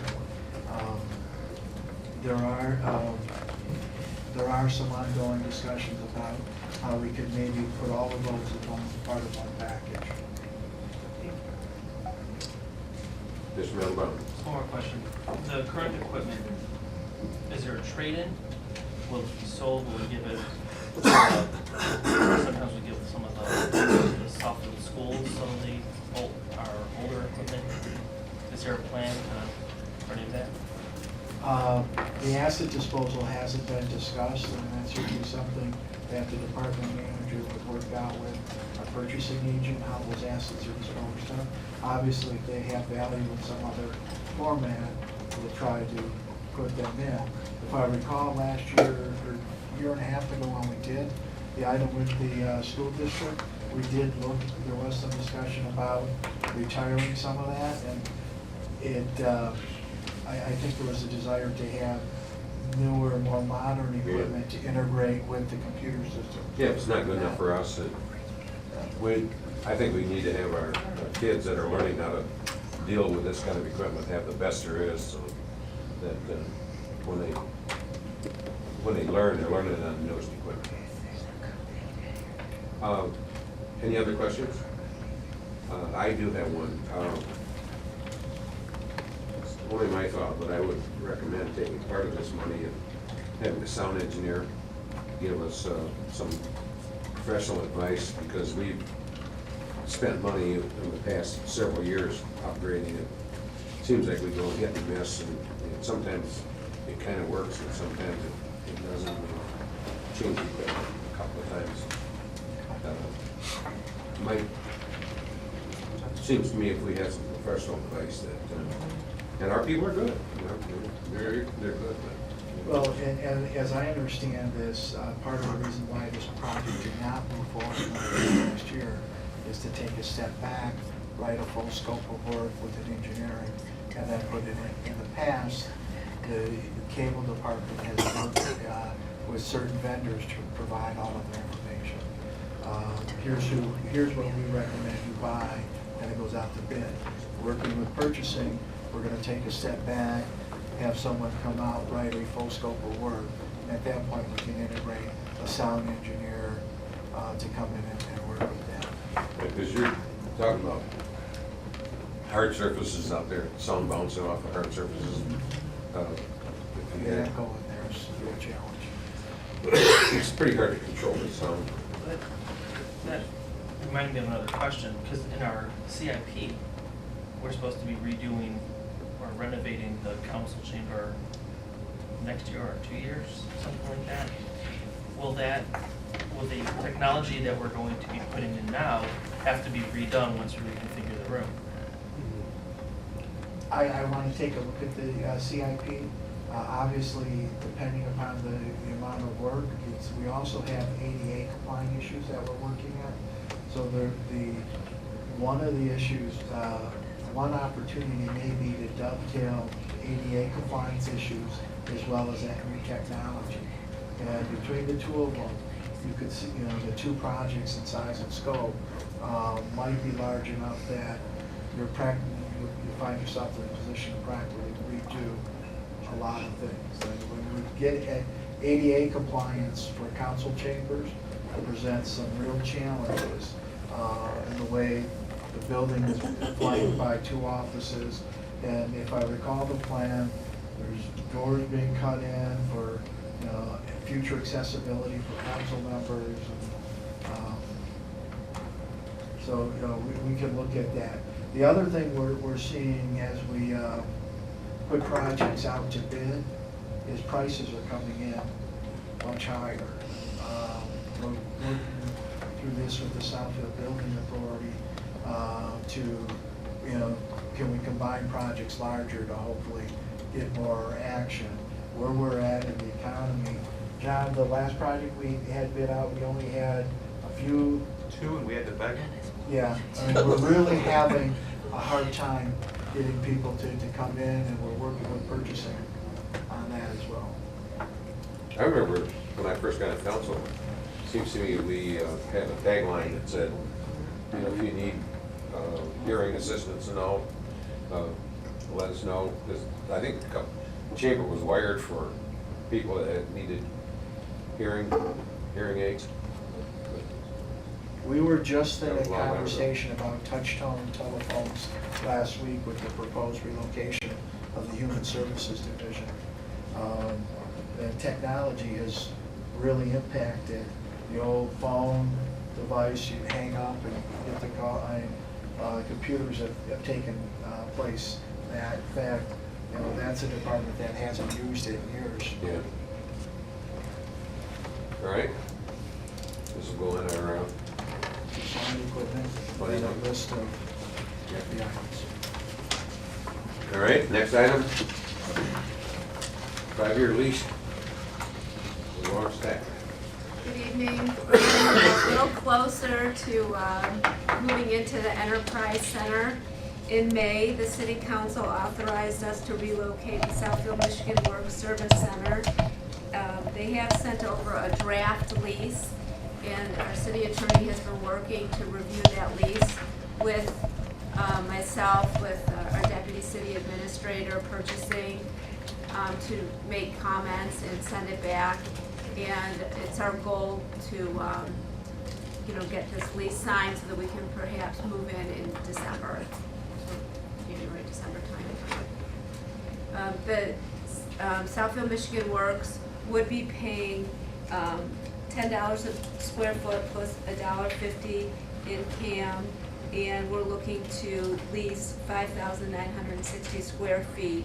Again, we have shrunk down the size of the space because we feel that we can share some space with the new accelerator that will be located adjacent to our facility. The meeting room will be a shared space.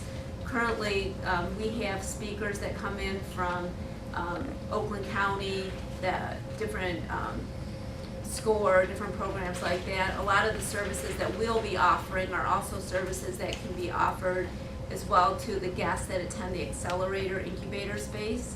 So we feel that that'll be a nice use of the office space, and it will help lower the cost for the Southfield Michigan Works.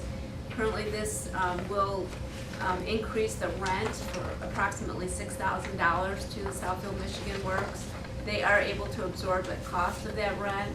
We have also talked with Oakland County Michigan Works, and they have a new director right now, and she's changed the way that they do their budgeting, but she is confident and comfortable that they'll be able to assist us with some of the upgrades that we'll need to do to move into the space. We're discussing with Lawrence Tech that we will relocate all of our technology services to the campus. Currently, we have Wi-Fi Wi-Fi is not available at the John Gray Center, and there has been some limitations as the guests, there was concerns that if we offered it, our guests would make themselves permanent residents at our facility and utilize it inappropriately. So we will be working with Lawrence Tech to offer that they can go on the campus just as any other guest would at the university, so we would be folded into that system. We also had specialized phones, a special phone system for people that were coming for assistance at our facility. So if they had a part of a job bank or were looking for positions, we had a special phone service. So all of that will be enveloped into this new relationship that we'll have with Lawrence Tech. So we'll still be able to offer all the services that we have. It'll just be done in a slightly different format. We're still working out the details, how we're gonna accomplish that, but all of our information will be housed on a separate server, and when they go in to do payroll or get into the L drive, they'll be able to tap in through the same system that many of us use currently if we're out of the office, the Citrix system. So we'll be able to offer that same system to the key people that will be processing payroll and that type of thing. The rest of our files will be held on a separate server. So our goal is to take this to a consent on August 29th. Questions? Are there conference rooms over there that, in case we need a conference room? At the new location? Yeah. When we design the space, we will have it so that the staff will enter in from a staff entrance and the offices will be separated. We'll create private atmospheres so that the staff can conduct their business in a more confidential setting than they currently operate in right now. And then we hope to have a middle section that will be a large conference space, and it'll probably be subdivided so we can expand the spaces as needed. And then the other portion of the space will be a larger resource room. And so currently we have several recess rooms, or several rooms where there's resources, but it's broken up because it's an old school. So we're going to combine all of those spaces together, which will allow us to have fewer monitors, staff in the room assisting the clients and just watching as they're, looking for jobs and that type of thing. So we'll be able to consolidate a lot of the different programs that we're offering. We think it'll be much more efficient for us to operate that way. So we'll have that space. But we also, work a lot with the Southfield Public Library, and many of our speakers come and utilize the library space. And I know that we had talked about how the meeting rooms are used in the auditorium, but our plan is to continue to expand those resources. It's a much closer proximity to the library, so we feel that it'll be a great fit for us to have some of our larger programs at the library when needed. As well, Lawrence Tech has several large auditoriums that we can utilize. But in terms of conference rooms, we'll be set up much more efficiently, so people can have those private conversations in their cubby areas type of thing. Well, there's also a provision of the lease for kind of a shared conference room. Right. So it's not counted within the gross square footage that we're actually leasing and paying for, so it's shared amongst the tenants. So the downside to that is, you have to reserve it through the Lawrence Tech, but it's available. Is it at an additional cost, or is No, it? we will, No, the no. Smart Zone will be working with Lawrence Tech to pay for that portion of the space. And it'll be shared, and a lot of the programs that we currently offer will be open to the public anyway. So we believe and we hope that the clients that come to the incubator and the accelerator will take advantage of the workshops that we're offering. So we feel we'll get better attendance at some of the programs that we're offering currently. Keep in mind, we're still waiting for the state to finalize their approval on the smart zone. We're getting much closer. We've had several conversations with the Michigan Economic Development Corporation and our partners in Port Huron and Troy and Automation Alley. So they keep telling me just 2 more weeks, but we are getting much closer. Our portion has been finalized, I don't believe that they'll be asking for anything else from the city of Southfield or from our current joint partners, City of Troy. They do have some issues that they're resolving with Port Huron, but we feel that that should be resolved. It looks like the relationship that we have with Automation Alley and with Lawrence Tech will be extended out to some of the activities that they're planning on doing in Port Huron, in terms of the incubator that they're setting up, which will feature technology components and security issues, along with the international border crossing that they have in their community. So we'll be tapping into those resources. Okay. So we'll see you on the 29th. Consent? Pardon? Thank you. All right. The next item is purchase replacement sanitary storm sewer maintenance truck.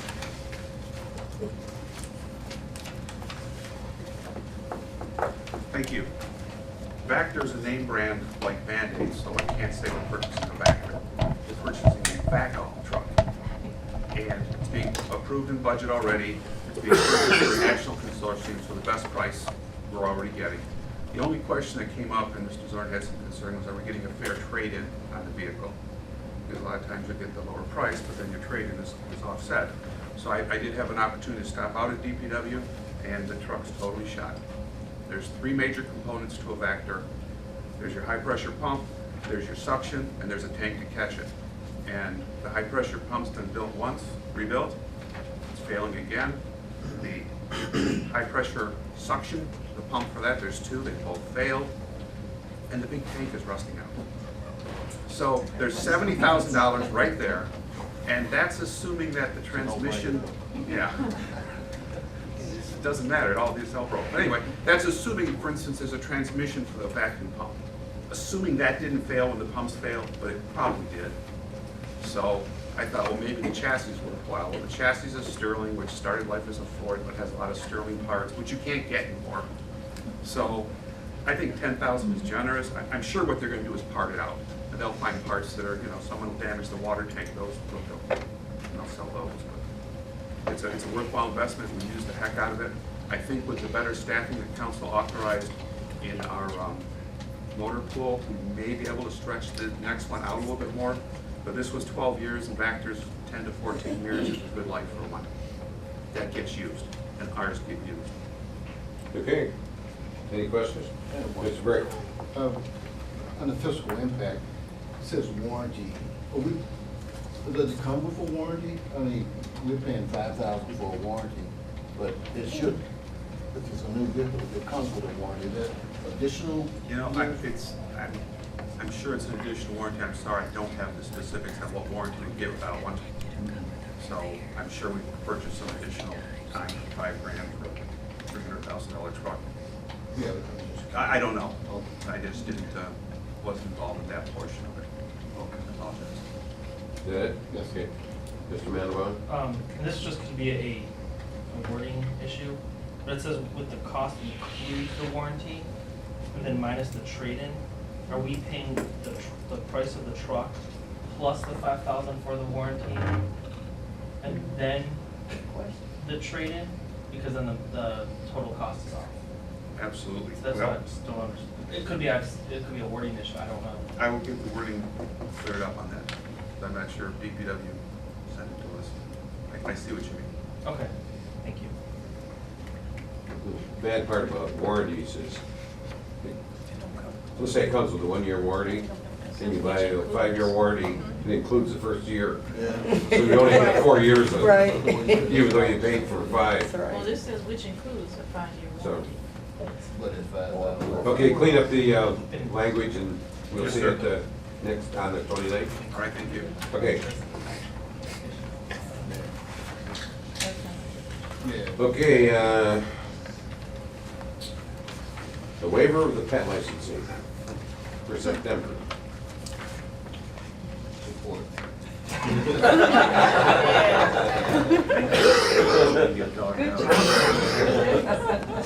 If you've watched social media from Southfield, if you've seen the monitors out in the lobby, if you've seen the sign out front, new packet that residents get, Table 15, there's all sorts of new information about pet licenses, encouraging our residents to get their licenses.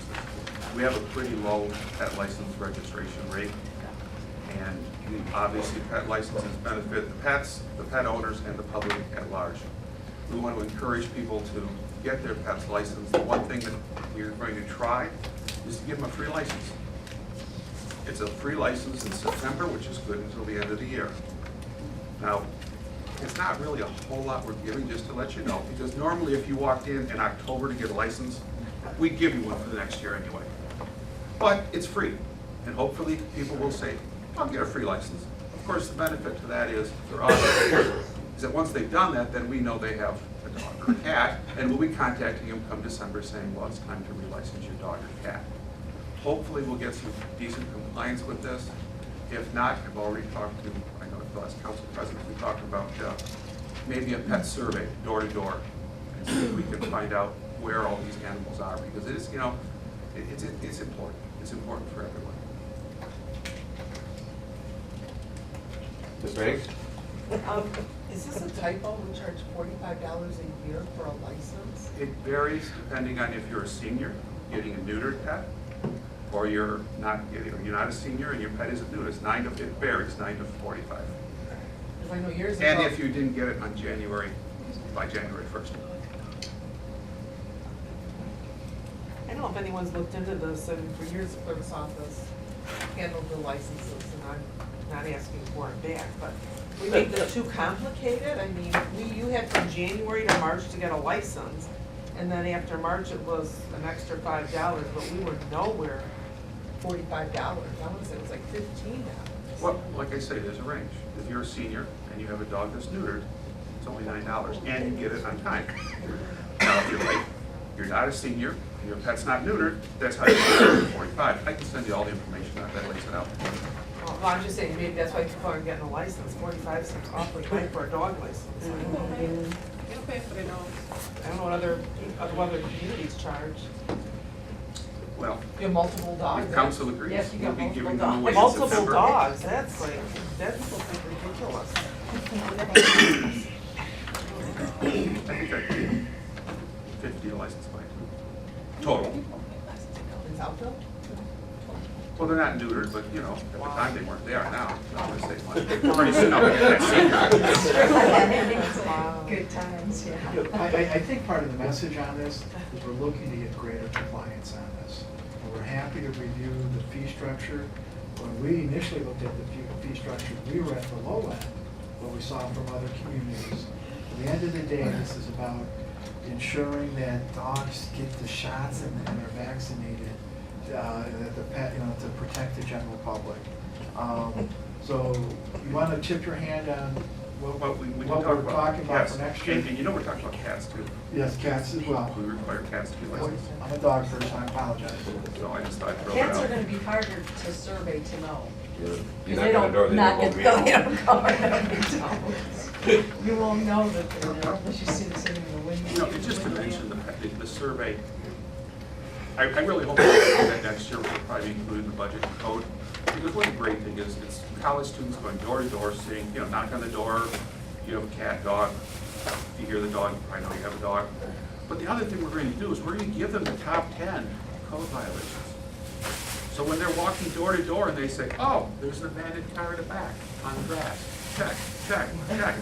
All that goes to code. Because the mayor and I were out at a house and the neighbor said, look, it's been back there for 20 years. And it probably has. But if you weren't standing right there, you wouldn't know it. So this will feed into our entire quality of life that I think we're really going to take a big step to improving. But we'll talk about that at budget presentations. We're looking at things from fillable forms to, a way, we're just trying to make this easier for people. Looking at any way we can do it, get that compliance. That must be $450. 10 cats.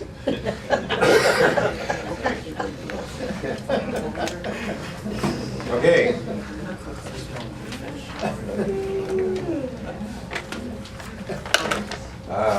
Brownfield. The next item, we're requesting to conduct a public hearing on August 29th to approve a brownfield plan for Southfield Neighborhood Revitalization Initiative. In June, council authorized the city and the Southfield Nonprofit Housing Development Corporation to work together to acquire the tax foreclosed properties. In doing that, under Michigan law, all homes that are tax foreclosed are considered blighted. Therefore, they meet the definition of what is a brownfield. The homes will also go off the tax rolls as they've been held by the city. So it creates the perfect opportunity to, in essence, create what Genesee County and a lot of other counties, this will function like, almost like a land bank that will be able to capture the taxes to be used for eligible activities under the brownfield statute.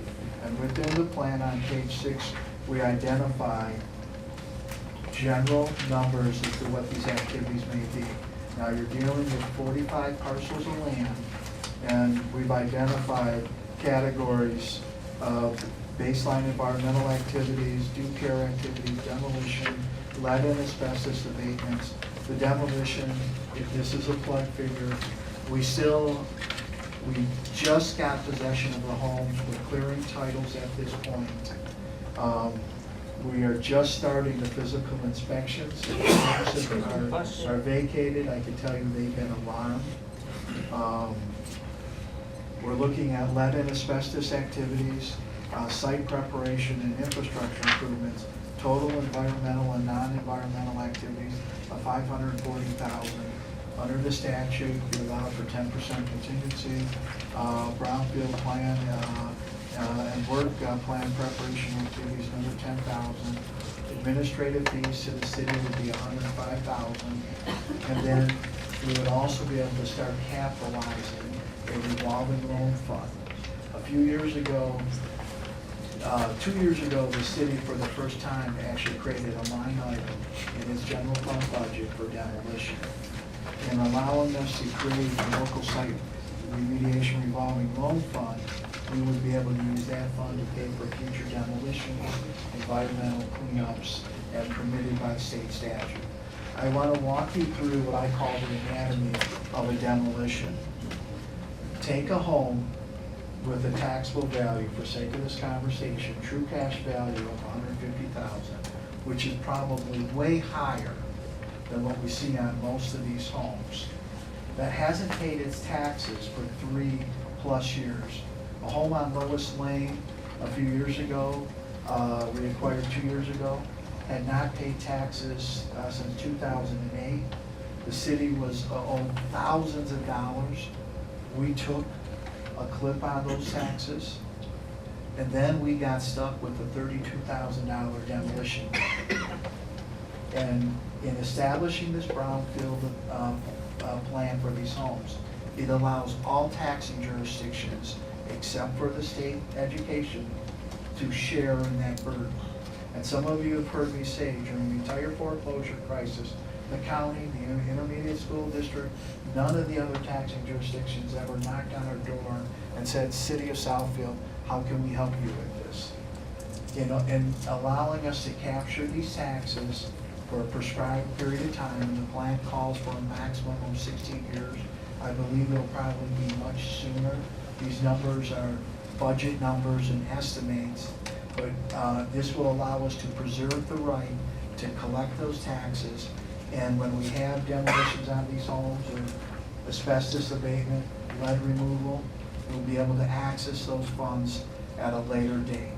There will be an internal receivable from the Southfield Brownfield Authority, the Southfield NRI, and as the properties go back on the tax rolls, annually as taxes are paid back, the Southfield NRI will be paid back. It does level the playing field, and a lot of us, we go to Michigan Municipal League events and we hear about the Genesee. Under Michigan law, a local unit of government, unless we have a primary education entity, cannot establish a land bank authority. In doing this between the city and the Southfield nonprofit, we're allowing the city, in essence, to create that conduit to make that happen for the city. We're presenting this to the Brownfield Board on Wednesday. I'd like to present it for a public hearing on the 29th of August. It's our intent, once this is in place and we're finalizing the title work on those other 45 properties, by the 1st of September to officially flip those properties to the Southfield nonprofit NRI. And the Southfield NRI has been paying those costs associated with that transaction to date. Who's on the Brownfield committee? Help me out, Lewis Poole, Shelley? Jack Pryor. Jack Pryor. Adrian. Pierce. Ziegler. Adrian Ziegler, Jim Pierce, is Yolanda? Or do you- No, Monique. Okay. Holiday Betty, who works at DTE. Who does the audit? The audit, All the Brownfield plant, obviously. Well, the purchasing, does the nonprofit handle all the auditing? On the Brownfield action, our auditors, Plant and Randall, handle that. In addition, we actually have an independent entity facilitating the reporting to the state of Michigan. Maybe in-house? I'm not, AKT. AKT Peerless does that reporting to the state. And they also monitor all of our projects, so. Who does? AKT Peerless was brought in to assist us to help review all of the documentation. So for example, they're currently reviewing all of Durr's documentation that was a brownfield. So they set up a template, which the company was given a copy of the template, and it takes their brownfield plan and dissects it based on all the different components of the project that they're looking to get reimbursed for. And they must submit documentation that supports all of their requests and to show that they've gotten quotes for all the work that they've done.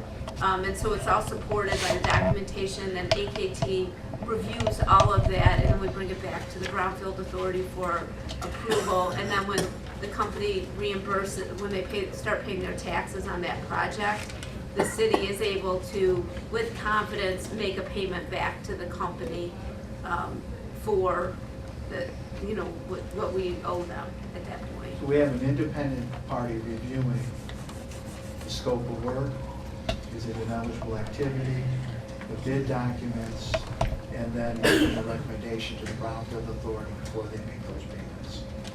Okay. Is that audited separate than the city's audit? Now that, the Brownfield Authority as a component unit of the city, that it is also audited by Plant Moran. So how does that differ than the 14 we had before? How that was handled under the? The 14. Oh, the Southfield Growth Corp? Yeah,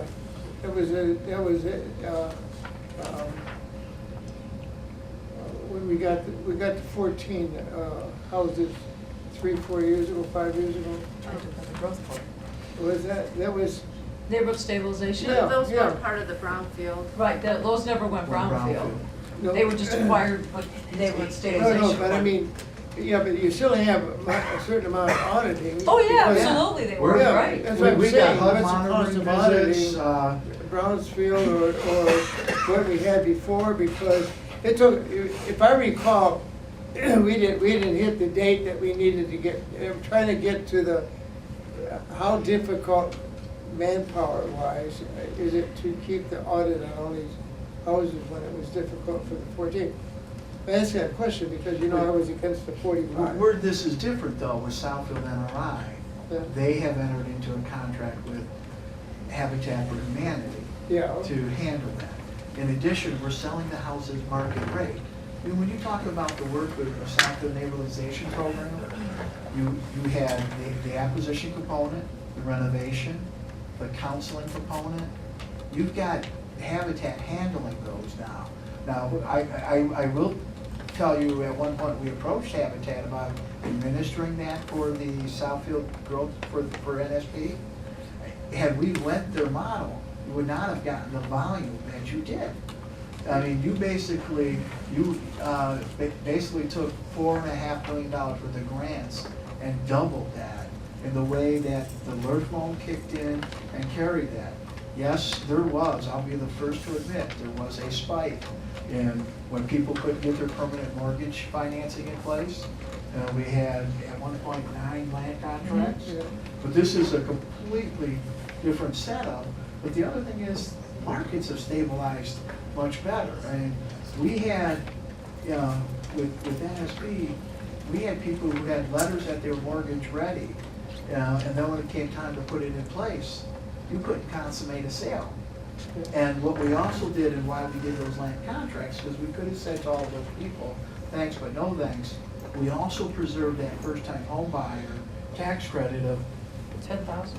It was a lot of money. But Habitat, they still have the house down in South End. On Cornell. Yeah, and that still isn't occupied. And I just concerned that that's one house. They fix it up, they'll keep up the grounds, and put a toilet outside and. I'm not up to speed on everything. But also too, we're gonna be seeking the services of a realtor. So I don't know how Habitat markets, I think they have individuals that come through their program. And NSP had realtors. The last bid on the asset disposition on NSP was we had the 25% loan. Yeah, I remember all this, I'm just trying to put my handle on what I should expect from these people who are taking charge of this, because, Myron's son is a block over. Right. He tells me the stories about this house when I was questioning and talking to Myron about it. And I went by it and looked at it, and it's got a outhouse sitting next to it, and it's not occupied, and they didn't clean up the area. They took the so I'm just trying to, when I see things, and I say, well, is that something, would I really give a guy a contract to do this? I say, heck, no, I wouldn't. Let me say a number of things to that. One, I don't know all of the details on the Cornell house. I know that there's a special relationship that Habitat has with another group on that house. And I'm not sure why, because I They got a sign out on it. They got a sign in front of it. Yeah, I know where it's at. I just don't know all and I can find out. Let me tell you about the agreement that the objective is to move as many of these homes in 1 year's time with Habitat. And there are gonna be initial issues on, some of the homes are occupied, they're in titles, but 20 plus of the homes are empty and are ready to go. Specs are being written, mobilized. There's an outhouse at Porta John. So,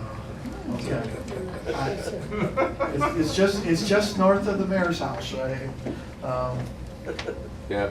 But the other thing, there are performance measures that if they don't perform, we could sever the relationship with Habitat for Humanity. And I can tell you both, I have been approached, and the mayor has been approached by a number of other private entities who'd say, if they can't fulfill this, we'd like to. Habitat for Humanity is really a subcontractor to the nonprofit. Exactly. That's correct. And so, Once we convey the titles. That's right. Technically, it's They're not our just program laborers. anymore. And I want to be real, the nonprofit, before we took possession, transferred all of the funds to the city, and it was on those funds that paid it. I've had some people say, well, the city used general, those are monies from the nonprofit. They were wired to the city a day before the actual sale. So Fred, the reimbursable cost, the estimate's $332,000, is that on all 45 properties? That's all of them in a total, and when we did it, I think those are very high. Yeah. But there are certain things we're looking at. Some of these homes have lead lines where it goes public, where the private line on the water lead is a lead. And we're talking about, hey, let's make this truly a lead-free house. Let's replace that one. Because it sounds like you said about 20 of the homes are pretty much ready to go, so Yes. that leaves about the other half for this. And there are homes that, on the drive-by, I shouldn't say drive-by, as we visually inspected them all in our vehicles, look like solid homes. And we've now seen one that was a shocker, 50-plus tin pans in a family room, roof leaking, mold everywhere. That house is gone. And it's a shame, because it's a solid neighborhood, solid block. But the Southfield NRI is covering the costs. That's for correct. this. It'll be their property soon. Okay.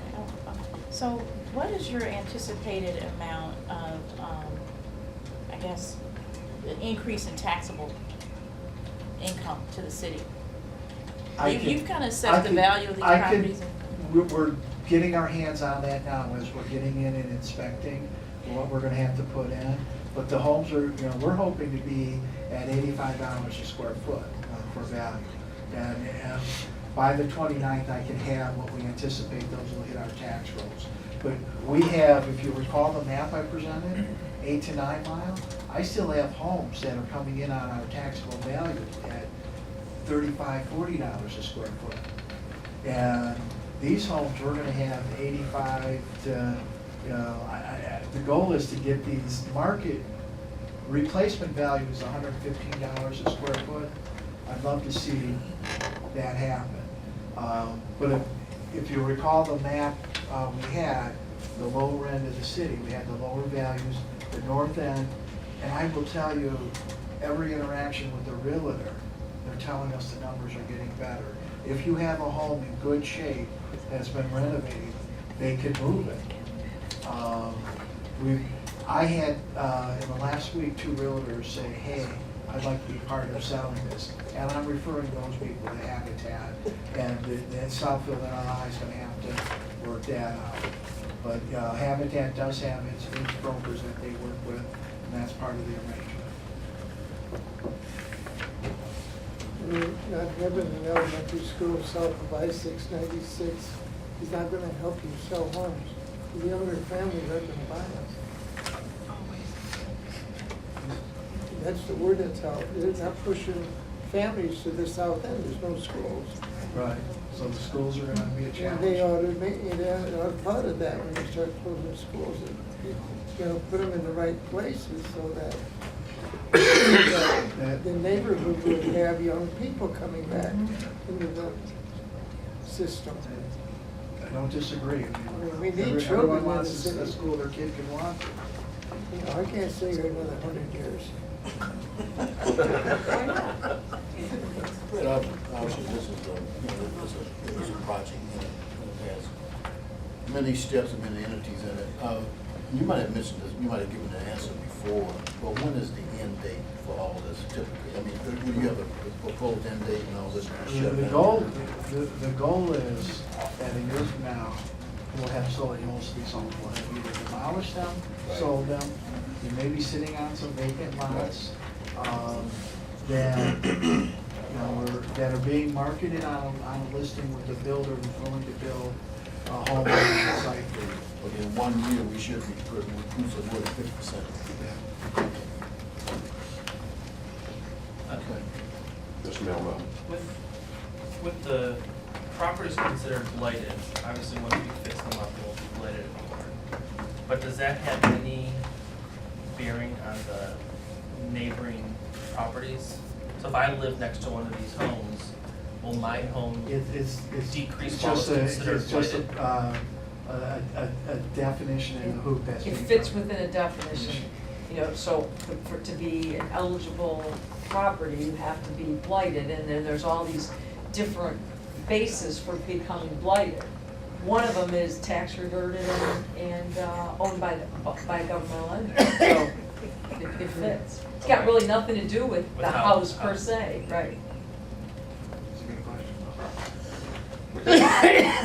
Are you gonna make the presentation? We're gonna have a team. I've got a couple PowerPoint slides. Good. All right. Next item on our agenda are communications, and we have a request for recognition from Patty Gerald. You have 3 minutes. Through the chair, I'd like to pose several questions to this body, and the questions are as follows. What capital improvements were done with the $3.2 million cash taken from the cable franchise monies?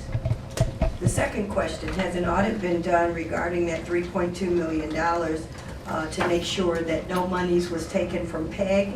And remember, Public Act 480 of 2006 says that PEG money cannot be used for capital improvements, only for PEG-related expenses.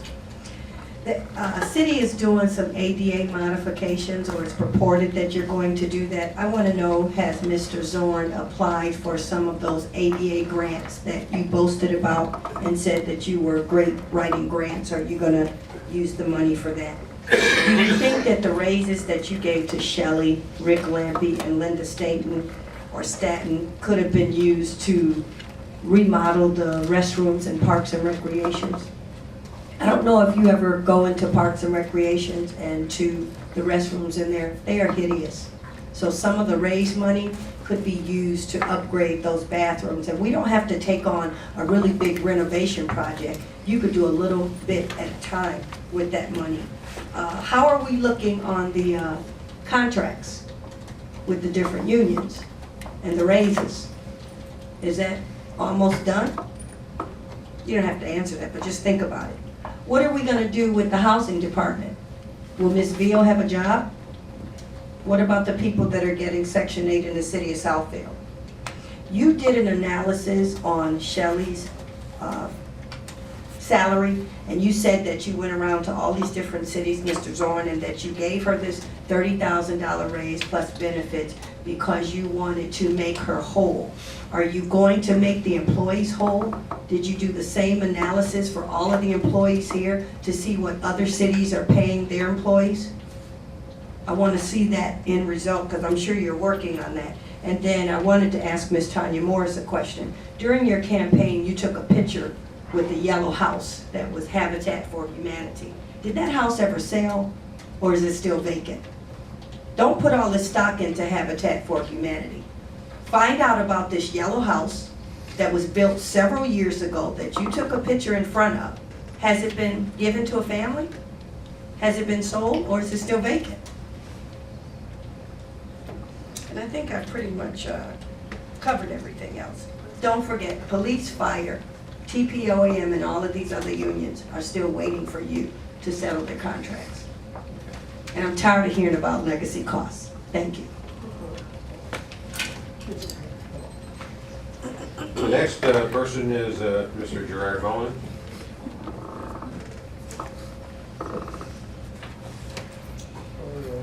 You have 3 minutes.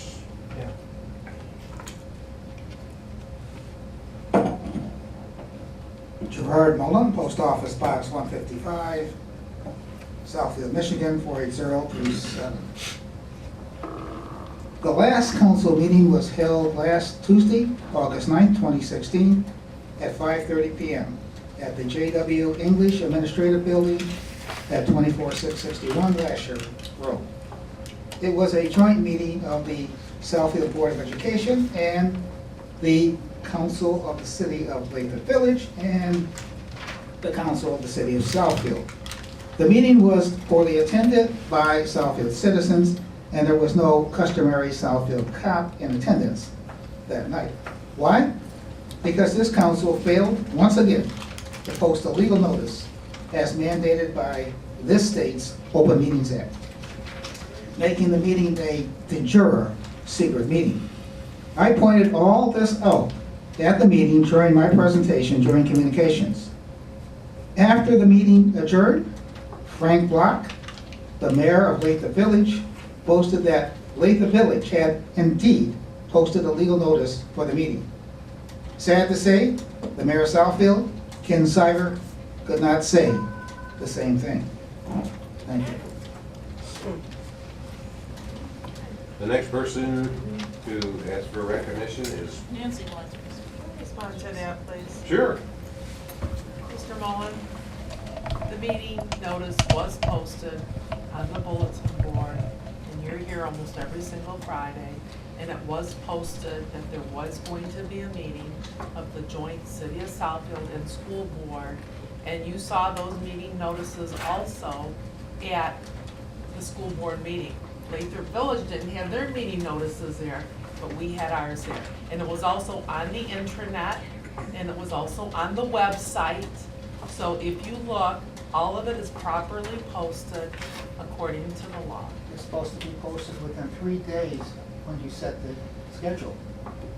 That's Public Act 267 of 1976. Thank you. If you give us your name and address for the record, you have 3 minutes. Okay, I'm going to read this very quickly. I'm Karen Schrock. My address is 23545 Rockingham. I am passing out the letter that we have prepared. I would like to ask the fellow members of the Commission on Senior Adults to just stand. They have sat through this entire meeting so that they could know, and you could know, that we are here on behalf of the citizens of Southfield who are senior adults. We're asking for your support for an important process that we have underway, which is to create Southfield as an age-friendly community. Over the past year, COSA, the Commission on Senior Adults, has looked at several models available to make our city more attractive. And we chose the AARP model because it was based on the 8 domains of livability developed by the World Health Organization. So we are approaching this as part of our work on behalf of seniors, but we actually think it will help everyone in the city of Southfield. I list the 8 domains there for you so that you can see what we will be looking at. Southfield is aging. As I look around the room and even the table a little bit, a little bit.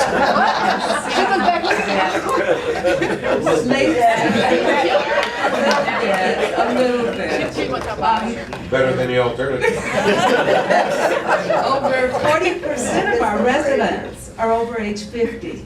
And so we feel that Southfield really needs to address the needs of seniors. We'll be competing for seniors, and we've heard discussions in earlier presentations today that we need to make our community livable and vibrant. So we will also be asking for the mayor's support. We've got to generate enthusiasm for this effort. We'd like your ideas. We have previously discussed this plan with councilpersons Brightwell and Morris, who were kind enough to attend some of our previous COSA meetings. And we'd like to invite all of you to attend any of our meetings. But we really think it's important. Next week is the kickoff of our city's Senior Appreciation Week. And we think we'll be surveying seniors. We have a survey for any of you who'd like to see it. We'd like you to come and mingle with some of our seniors. We are really here asking for an explicit demonstration of your support for this effort. And essentially what we're trying to do is to initiate a process to create Southfield as an age-friendly community. Thank you. All right. Yes, Senior Appreciation Week is next week. 24. The Senior Appreciation Night is Wednesday, and it's from 5 until 7, and it's up at the Herb. Thank you. Thank you. The next person is asked for recognition is Mr. Fred Bunker.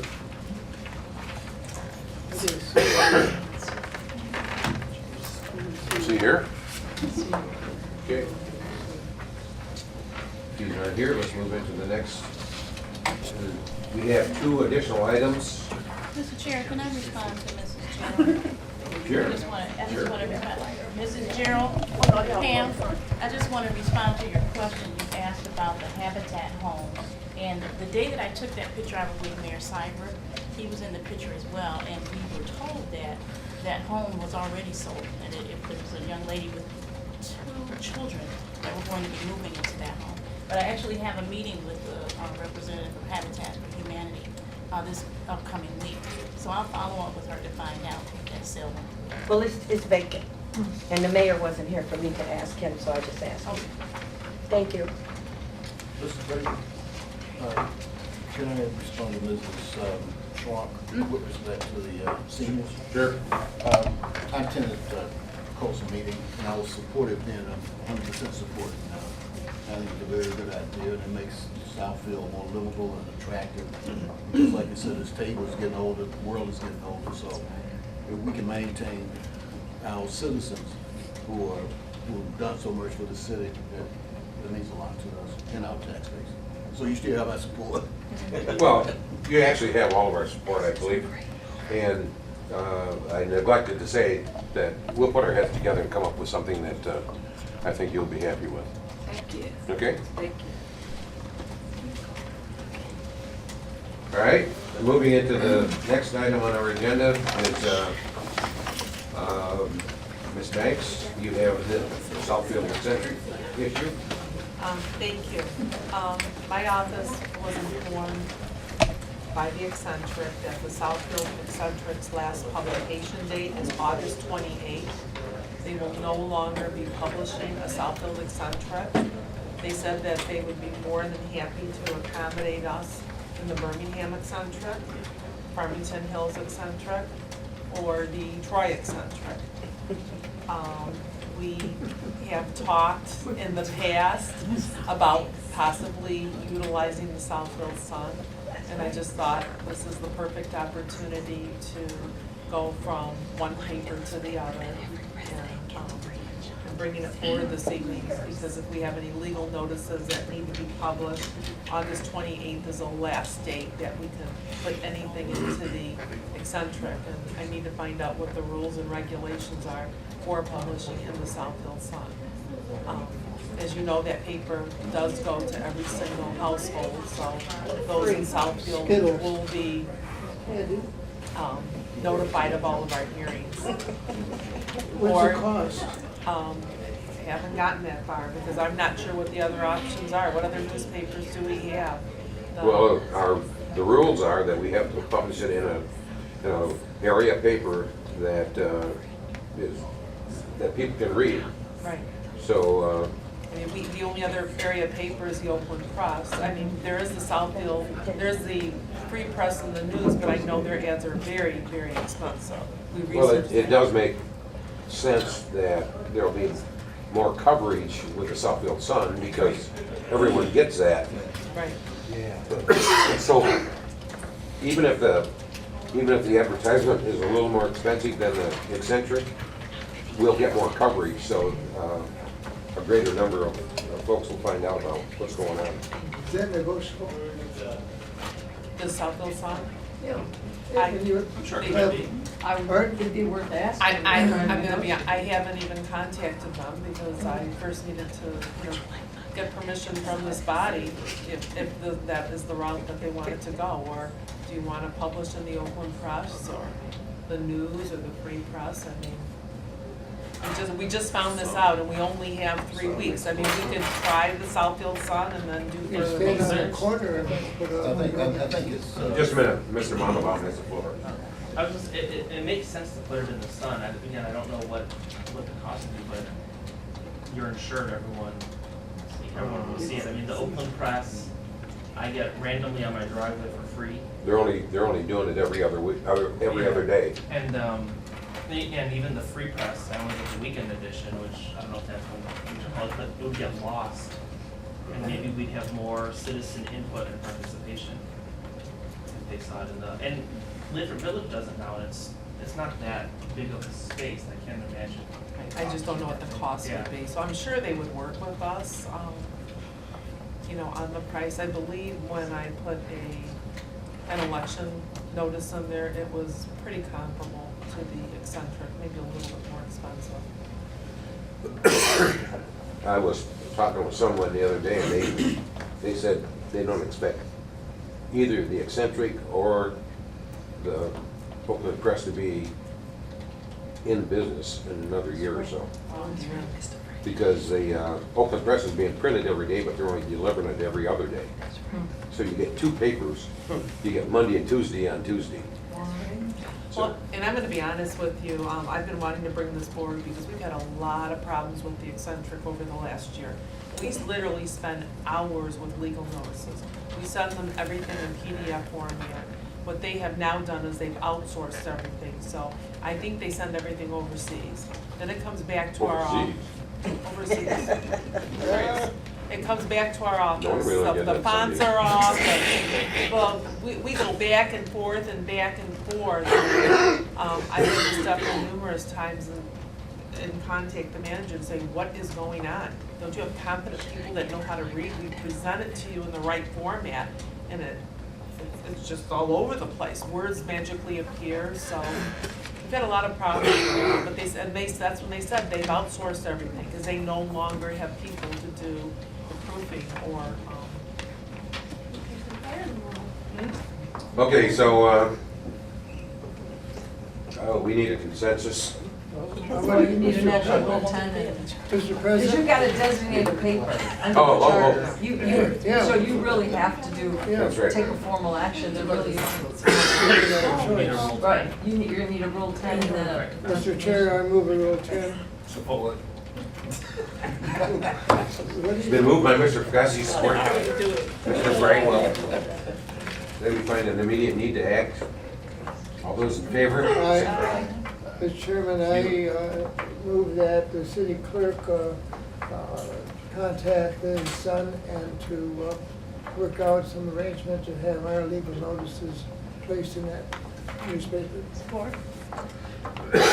It's been moved by Mr. Fekasi, supported by Ms. Morris, that we instructed the city clerk to contact the Southfield Sun and work out an arrangement to transfer our legal notices from the eccentric to the Southfield Sun.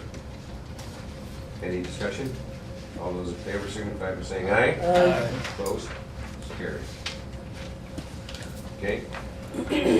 and then the next item is a communication that we received, the day after the election from the Michigan Municipal League regarding, electing a voting delegate and an alternate to their next conference.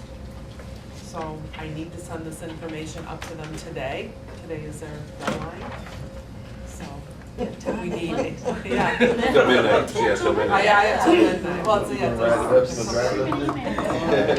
it's, She can still make it. so that we will have representation at the meeting. And the meeting will be held on Wednesday at 1:30, on September 14th. All right, the business meeting will be held Wednesday. All right, who's going? Any volunteers to be the voting delegate? Go up if I'm not registered. What are they, what would be an example of something that we would have to vote on? Whatever they bring before, You're registered. The state? whatever they bring before the floor at the business meeting. Oh, you know what, well, Lansing, I do. hold on. I just walked in. They're going to be, there'll be election of trustees. They're gonna elect 6 members of the Board of Trustees for terms of 3 years. There will be a policy change to vote on the core legislative principles document. This is in regard to the proposed league core legislative principles. The document is online. And if the league Board of Trustee has presented any resolutions to the membership that they want changed, that will also be voted on at the time. I don't know. Usually it's pretty straightforward. I've been the voting delegate for a lot of times. There's usually not very many surprises, but every once in a while somebody brings something up. And sometimes you have to vote 2 or 3 times in order to get a clear majority. So, but not very often. It's usually more of an education than it is a burden. So, Dan had his hand up first. Dan had his hand up first. Was that for a question or you volunteering to be the? I volunteer, I would volunteer. Your quarantine about 3 days while you're there, 2 hours. He had a quarantine, stay in a room for 2 hours each day. Oh. He said that. So I'll take it. You know, there's 2 hours you can't go down by fudge. Are you be the alternate? Sure. That's in case he gets sick on fudge and. I can't eat the fudge anyway, so. Okay. All right. Do we need to Did- vote on yeah, that, or is that yeah. just, Well, don't they want? I'll move that. If I- I don't think we've ever voted on it before, we just No? volunteered. yes, we have, yes, we have, yes, I Yeah. take it to Oh, regular, yes. Because I Yeah. think they wanna know that it was properly authorized, because Yeah. that's the voting member, but, you know, We that'll have be my voted. take. Doug? We have to Okay. have a rule We 10. do it at a regular We're here Rule now. 10, I got a rule 10 going, come on. Of course. It's been moved by Mr. Fugazi, supported by Mr. Cruz, that we find an immediate need to act on the election of a delegate, voting delegate, and alternate for the Michigan Municipal League Conference. All those in favor of the Rule 10 signify by saying aye. Aye. Opposed? Mr. Chair, I move that Carried. Mr. Brightwell be the designated and that Michael be the alternate. Support. It's been moved by Mr. Fugazi, supported by Mr. Cruz, that Mr. Brightwell be the voting delegate for the city of Southfield, and Mr. Mandelbaum is the alternate. All those in favor signify by saying aye. Aye. Opposed? Oh, there's one thing I forgot to tell you. The delegate has to carry in the flag. Oh, they change your. I'll take my son. Pardon me? I'll take my son with me. They have a parade of flags and. Oh, you And- come for The real? opening session. The opening session, everybody stands and So you takes get the to, flag. you get to take the flag up with you and carry it into the, If you need help, I'll back. it slipped my mind. And we have the flag in our office. And I've done that before too. So Oh, no problem. Ours there. if you have a friend, they'll save you a seat, and otherwise you stand in the back of the room. Or Ari, whoever. Anyone. Is there anything else to come before the council tonight? Seeing no more business, the meeting is adjourned.